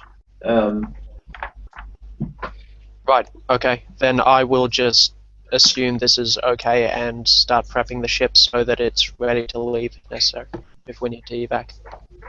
Sure. Oh, and I would radio the bridge to inform them that I'm doing this so they don't think I'm trying to escape as a crazy saboteur. It's very important. Communication is important. As Capo, that probably won't be necessary. It says it's a breach in the engine bay. We're starting to get it under control now. He says we should be able to patch it up. Have received intel may be precursor to attack. Setting up just in case. He says affirmative. He says affirmative. He says affirmative. And he goes, evac won't be necessary. So would we hear this over the comms as well? Yeah, sure, if that's what Capo's using. All right. So I think that hearing this, Raaze would say just directly to Capo and to his team alone would be like, well, Capo, Korto says there's a possible boarding involved here too, so I think the flight deck's not a bad place for you. Maybe as you get the ship prepped, have a look around and see if anybody's suspicious. Because if anybody's getting out of here, it'll be out of here. So. Roger, boss. Alright, in which case I would move into the ship and get it powered not necessarily to launch, but I'd power up the laser turrets, I would close the entrance, and then I would get in the bottom laser turret and be continually scanning the flight deck for any suspicious activity. Overkill. No such thing. So the way your ship would kind of your ship wouldn't actually be in the hangar, it would kind of hang off the side on a docking port. Oh, okay. Because of the size. Because of the size. Yeah, if you've seen Empire, I think it might have just been special editions, but like if you've seen Empire, they dock with it. Off the side, near that. Or down the bottom, yeah. I know what you're talking about. Okay, that changes things significantly. Okay. I guess I am guarding the ship at like that entrance thing and watching for suspicious activity. Watching the entrance ports, I suppose. Set up your big gun. Set up your big gun. Yeah, Korto get on the call when he hears the conversation between Raaze and Capo. He says, I'm not sure we've been boarded, but I'm pretty sure there's a traitor. Someone in the cantina. They would have scattered by now. Yeah, Raaze will try to think back, and he'll realize that there were probably several people in the canteen at the time. And no thoughts of identification at all, Korto?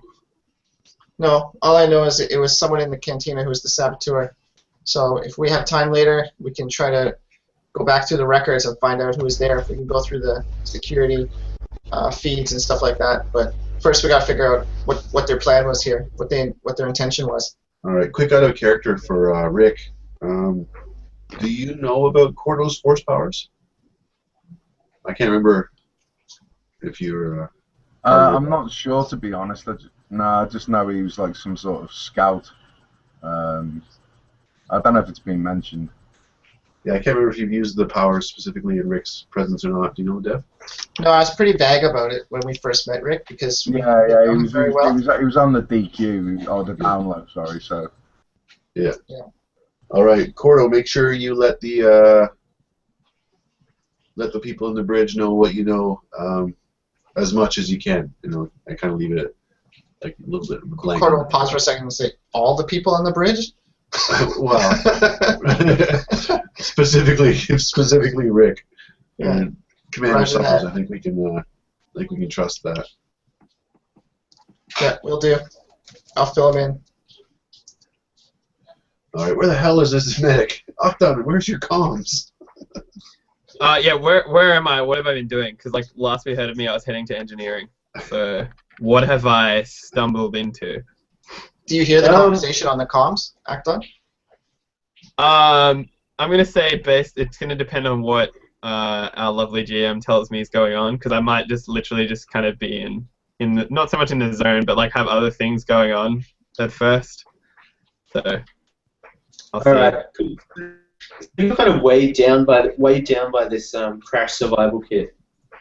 As you kind of have it slung over your back. Like, I mean, they're going easier than if you were just carrying it in your arms, but it does slow you down a bit. And if you you notice people are kind of rushing back and forth, and grabbing supplies on skiffs and things to take back down to the engine bay. So wait, they got skiffs going past me. Yeah. I'm gonna jump. I'm gonna jump on. Like I'm gonna jump on one of them. All right. And just be like, take me where the injured are at, sort of thing. All right. So they got like kind of metal plates and stuff, metal plates and like tools and stuff to weld it. So I imagine you kind of like flopping down on a set of tools on top of like a metal plate or something.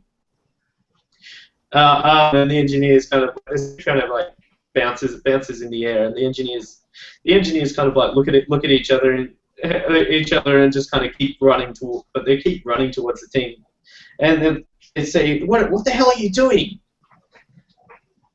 Scratch that. I take off the bag. I don't know. I was just like, yeah, sorry, that was yeah, and I just start running. Just bring the bag as well is all I'm trying to say. All right. They go. All right, then just keep running towards the engineering bay. And you see they kind of stopped at the airlock to that section of the ship, and they're kind of unloading it in the airlock, and they kind of push your bag up on this side, and they all go clear the airlock, and kind of do the whole procedure. And you see them push the button. They push the button to clear out the airlock or evacuate the airlock. And you hear the doors on the other side open up as they kind of like immediately run back the other way with the skiffs. All right. What is in front of me?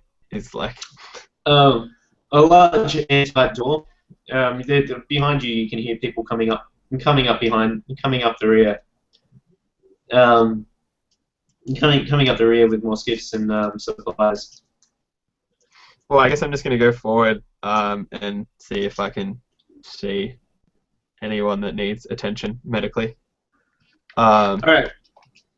Sure. You're not waiting, you're waiting all of maybe 45 seconds a minute, and the airlock opens again, and you see you have like 3 wounded people like wrapped in thermal blankets. Yeah. Lying there. Who looks most injured? Like left, middle, right. All right. So it's kind of the one on the right has his arm blown off, where another one has like a severe laceration along his head, and the third one looks to be kind of in shock, in shock and gasping for air. Okay. So I grab. So in the crash survival kit, they have respirators. They have 2. I checked. This is like the beautiful thing of having the book. I grab one I give it to the guy that's having trouble breathing, and then I'm immediately going to try and do a med check on the guy with who's lost an arm, because that's a huge problem. Sure. What difficulty is this?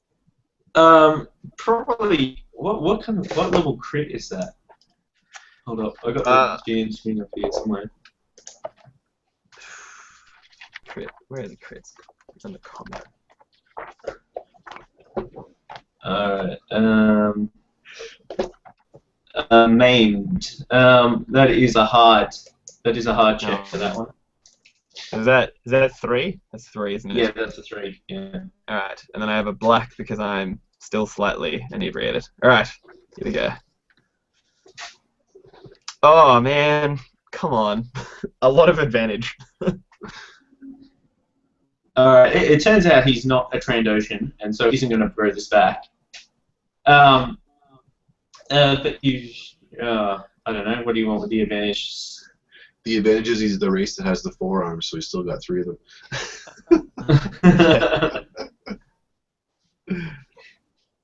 Yeah, I'm gonna try and okay. I'm just gonna say that the advantage is that if he if he doesn't get full medical attention soon, he will die, but he's not gonna die within like the next, it's not like, oh, he's gonna drop dead in like a couple of minutes sort of thing. Sure. Right. Sure.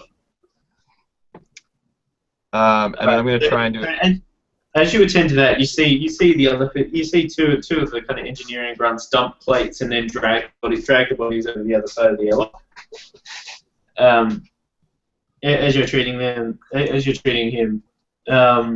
So this is what kind of distracts you a little bit and stops you from doing like a full kind of treatment. Here is like they say, clear the airlock, and kind of force you aside, force you out of the airlock, and drag the guy you're trying to operate on like outside again. All right. This is very, very hectic. I clear the airlock. That's what they've told me to do. Yeah. All right. Yeah. So they do the same thing. Well, it looks like they're trying to move supplies to people working on the other side to try and patch it up. As soon as they're done, I go to the next person, and that's basically what I'll be doing when I'm assuming Raize finds me. Alright, so this would be agonizing wound. So that would be an average check. Alright, that I can work with. I hope. Yeah. Nah, I can. Man, that's not too bad. Alright. He's gonna be fine. He's gonna be fine. Yeah. Alright, this is bread and butter. This is bread and butter combat medic stuff. Cool. So the guy with the arm, as you're treating this guy with a head wound, like you see them load him. You see them load him onto a skiff and then head off towards the med bay. Rush off towards the med bay with him. Cool. So this guy, you kind of bandage him up and manage to stop the bleeding and all that pretty quickly. Cool. What do you want with all that advantage? Man, I mean, he had a head wound. Oh, actually, you know what? He had a head wound. There's no internal hemorrhaging. I know it sounds really ridiculous, but that's I am sure that he's not gonna die on me just randomly. All right. All right. No worries. All right. Cool. All right. Cool. So we might wipe away from there. Well, we'll vertical wipe away from there while Akdan's treating those people. Cool. So we'll cut back to, I suppose, Rick. Rick, and we'll catch up right as Korto's catching up with you. I think Rick's already gonna be naked on the bridge. All right. Before Korto gets there. Well, Rick makes it to the bridge in double time and just slams on the button to open the door, bursts into the bridge, and it's I got here as quickly as I could. All right. So you see you see like a female kind of female Alliance Navy, a Navy woman with like a very tightly tied back bun. She kind of like looks at you, and she goes like kind of salutes, and then realizes you're naked, and kind of looks away, and she goes, Commander, I know this is an emergency, but couldn't you at least put something on? There's no time for modesty, sailor. She says that What maybe going on? What was that explosion? She says, "Oh, we had an explosion ripped through the engine bay. Looks like it's crippled our hyperdrives." Holy shit! That's not good. Have we And got she goes, "You're got telling teams me?" down there patching up the hole? And she says, "Yeah, we've deployed a couple of people in spacesuits to patch it up." Well, what can I do? I'm stood there with me like sleeping thing on me, having me gun. Like, what can I do to help? And she kind of like looks around, and she says, private, and like points, like gets the attention of like someone working at the console. She goes, go get the commander something to wear. And kind of turns to you, and she says, assemble your men. She goes, assemble your men. Assemble your men. We need some people. We need some people to do an investigation. And so, since you're the first, I guess there's no time for a pre-mission briefing. Right, leave it with me. And he'll look down and realise he hasn't got his comm link with him. She says, all right. She kind of like turns to you as you kind of say. She goes, you're the first responding. You're the first responding officer. She goes, Command America isn't able to be contacted at the moment. Where was the commander last seen? And he goes, he was last seen leaving the canteen. Last seen leaving the cantina. So we thought. Have you tried hailing him in his quarters? She says he's not in his quarters. Well, I'm going to go and get my gear and get my team assembled. All right, I'm leaving it with you, sailor. Don't let this ship fall out the sky. It's on you. And with that, like, I'll just double turn with her. And the last thing she sees is my white retreating ass go flying through the door. back towards me quarters, so I can like at least grab a set of clothes and me bits and bobs. Come on, however, as soon as he turns the corner, Korto also turns the corner, going double time up to the bridge.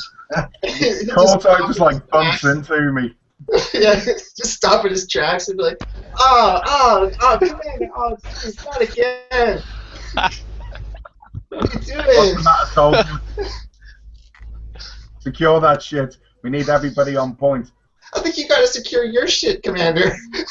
My shit is secured. I don't get you, mate. Oh, that. I'm on my way to my quarters to get my gear. Don't worry, I'll have this thing zipped up soon enough. Okay. What's the situation report? The situation is it's all going tits up. We need to get the men assembled, get the boys together, and we'll meet at the ship in 5 minutes. They're on the way to the armory, and then they're on the way to the explosion site. From last I heard. Okay. Oh, and like he'll look as he starts to jog off. He'll turn around and say, "Have you seen Commander Merrick? He was last seen in the cantina before the explosion went off." The cantina, and Korto will pause for a second, and he'll say, "Okay, Commander, I'll look around and I'll see like there's people rushing about and there's just too many people. I'll be like, I'm gonna go with you. I need to talk to you about something related to exactly that." All right. Well, we got to hustle. So let's Dee. And like I'll start running off, and you can keep up with me, I guess. Yeah, not looking at you. Looking at the floor. Running directly beside him. Yeah. I might even be running in front of you. There you go. So like as we set off at a brisk pace, it'll be like, what do you got? What do you got to tell me? I have sensitive information that I need to share with you, and it's related to this incident. I think there's been a saboteur, and I think the saboteur was in the cantina. So I don't know what the full scope of their plan was. If it's just the explosion, I don't know if they wanted to take out the commander or something worse is going on, and he'll just leave that hanging for a second. Them Imperial sons of bitches, they've got someone on board this ship. And like, There's a as we're traitor, running, sir. I'll start thinking back, like how when I was in the canteen, albeit briefly, how many people were in there? I mean, there was the boys having fun. I mean, I didn't say, oh, I'm looking around seeing who's in here, but was there like 20 people, 30 people? Yeah, there was a collection of people. But there was a sizable number of people in there. Like a good 30, 35, 40 people in there. Okay, well, like Rick will pause on that, and he'll be like, the saboteur, huh? Cantina. Well, there was a bunch of people in there. Could have been any number of them. But yeah, we need to get in touch with Commander Merrick and find out what the hell's going on. And I'll say affirmative, and I'll get on the comms. I'll be like, Sarge, we just had news that the Commander Merrick is MIA right now. Can you get a visual on him or find if he's safe? God damn it, that's two of them now. We've got the commander and Akdan offline. Alright, leave it with me. Well, Akdan is not very unusual, but it's very unusual for the commander to be missing during a crisis like this. There's nothing good about this at all. We need to find him. Do you want me to look for him or stay with Commander Sommers? Check with Sommers. He's the commanding officer now. Okay. So then I'll turn to Rick and say, "It's your call, Commander. Do you want me to follow you or look for Merrick, Commander Merrick?" You're muted. You're muted, dude. Yeah, well, as you can see, I'm traveling light right now. I don't even have my comlink.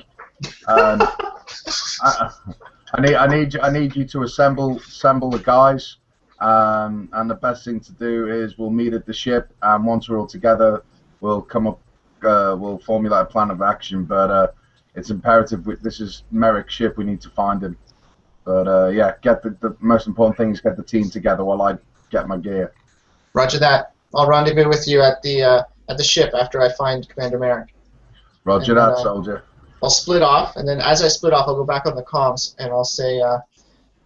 The commander says to rendezvous at the ship once you have Akdan and you've assessed the situation at the explosion site, and he's ordered me to find Commander Merrick.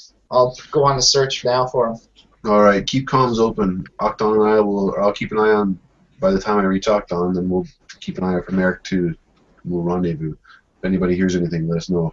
Capo, how does it look in your position? Roger. Anything going on in the flight deck? Stephen? I've warmed up the ship. I've set my strong point with my delicious cannon there, my hand cannon, and yeah, I'm on the lookout. Yeah, there is absolutely nothing going on. It's silent. I am a good soldier. I stay there. Nice. All right, Akdan. God damn it! Answer your comms.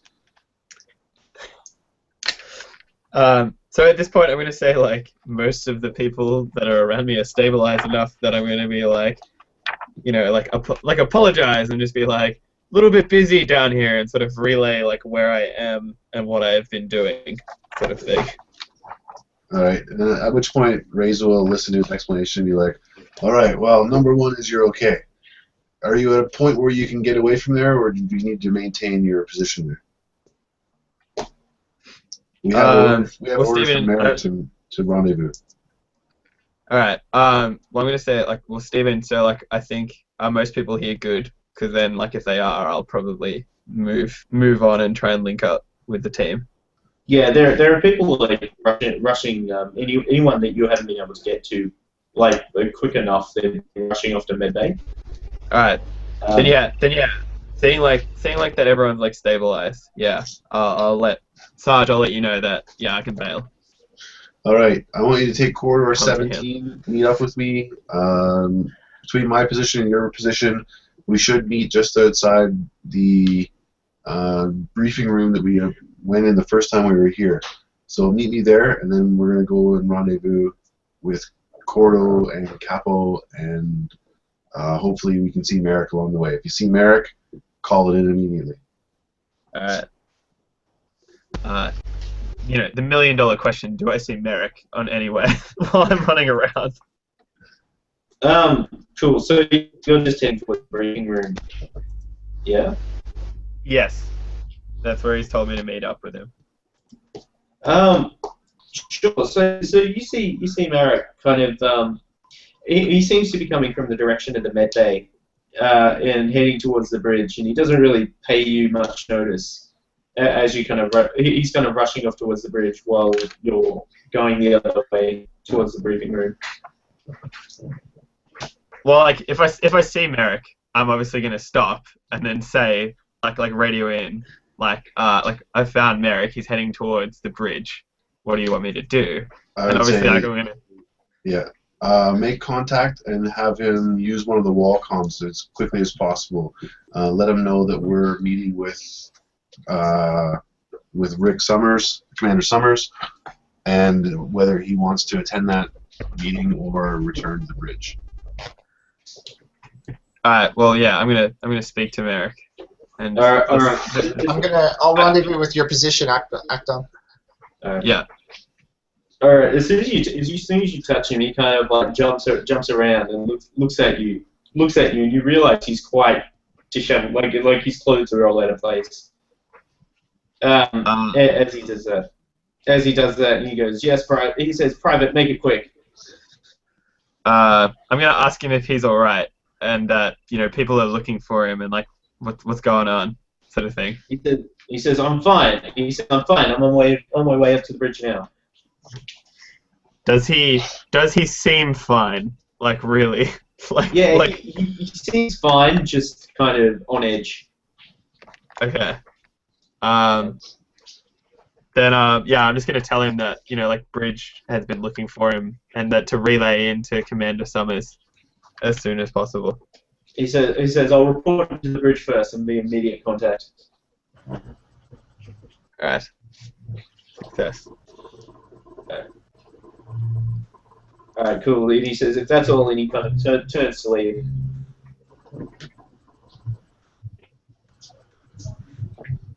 Yeah, I really don't have much more. Like, as long as he's heading towards the bridge and people know where he's at, and that he's in contact with people, that's really all that he needs to be doing, I guess. Yeah. He's striking me as seriously odd, though. Does Korto run into him on the way to meeting up with Akdan? Wait, you were coming from the bridge, so I'll say you and Rick catch him. Oh, where was Rick headed? Rick was heading to his quarters. Yeah, to get his gear. If we didn't meet Merrick before then Korto would have split off to search for Merrick. Alright, yeah, so you were heading towards where Akdan was, and yeah, you'd probably run into him as well. Cool, so sure, you meet up with him, he kind of does the same thing. He kind of does the same thing and kind of like charges past you towards the bridge. Commander! And he kind of goes, he says, "I don't really have time. Make it very quick." Are you all right? What happened? You're missing. Are you all right? He says, "Yes." He says, "Yes, I had personal business to attend to," and kind of turns. He kind of like turns and heads back to the bridge, or starts heading back towards the bridge.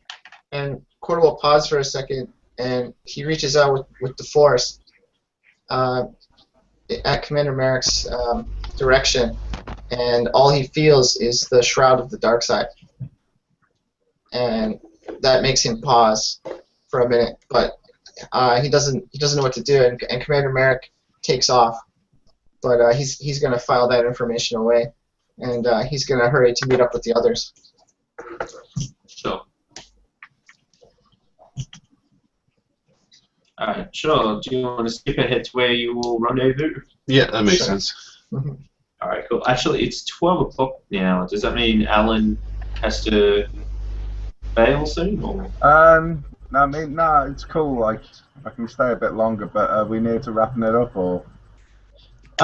Yeah, we can wrap it up because it's a pretty logical place to wrap it up. Next session, I suppose, we'll go on from there. Yeah, I think Rick needs to cover himself up.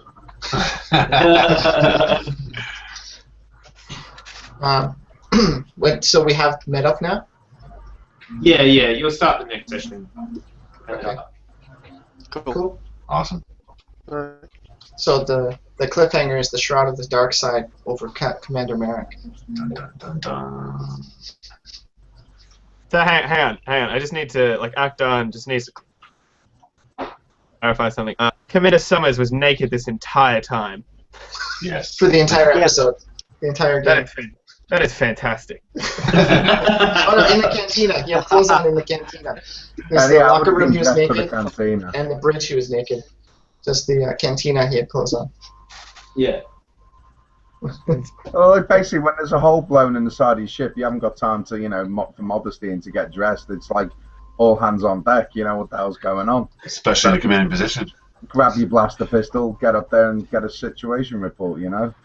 Yep. Clothing comes second to the ship survival. It's dedication. There you go. You'll learn that Rick's not a shy guy over the course of coming session. We may wish he was.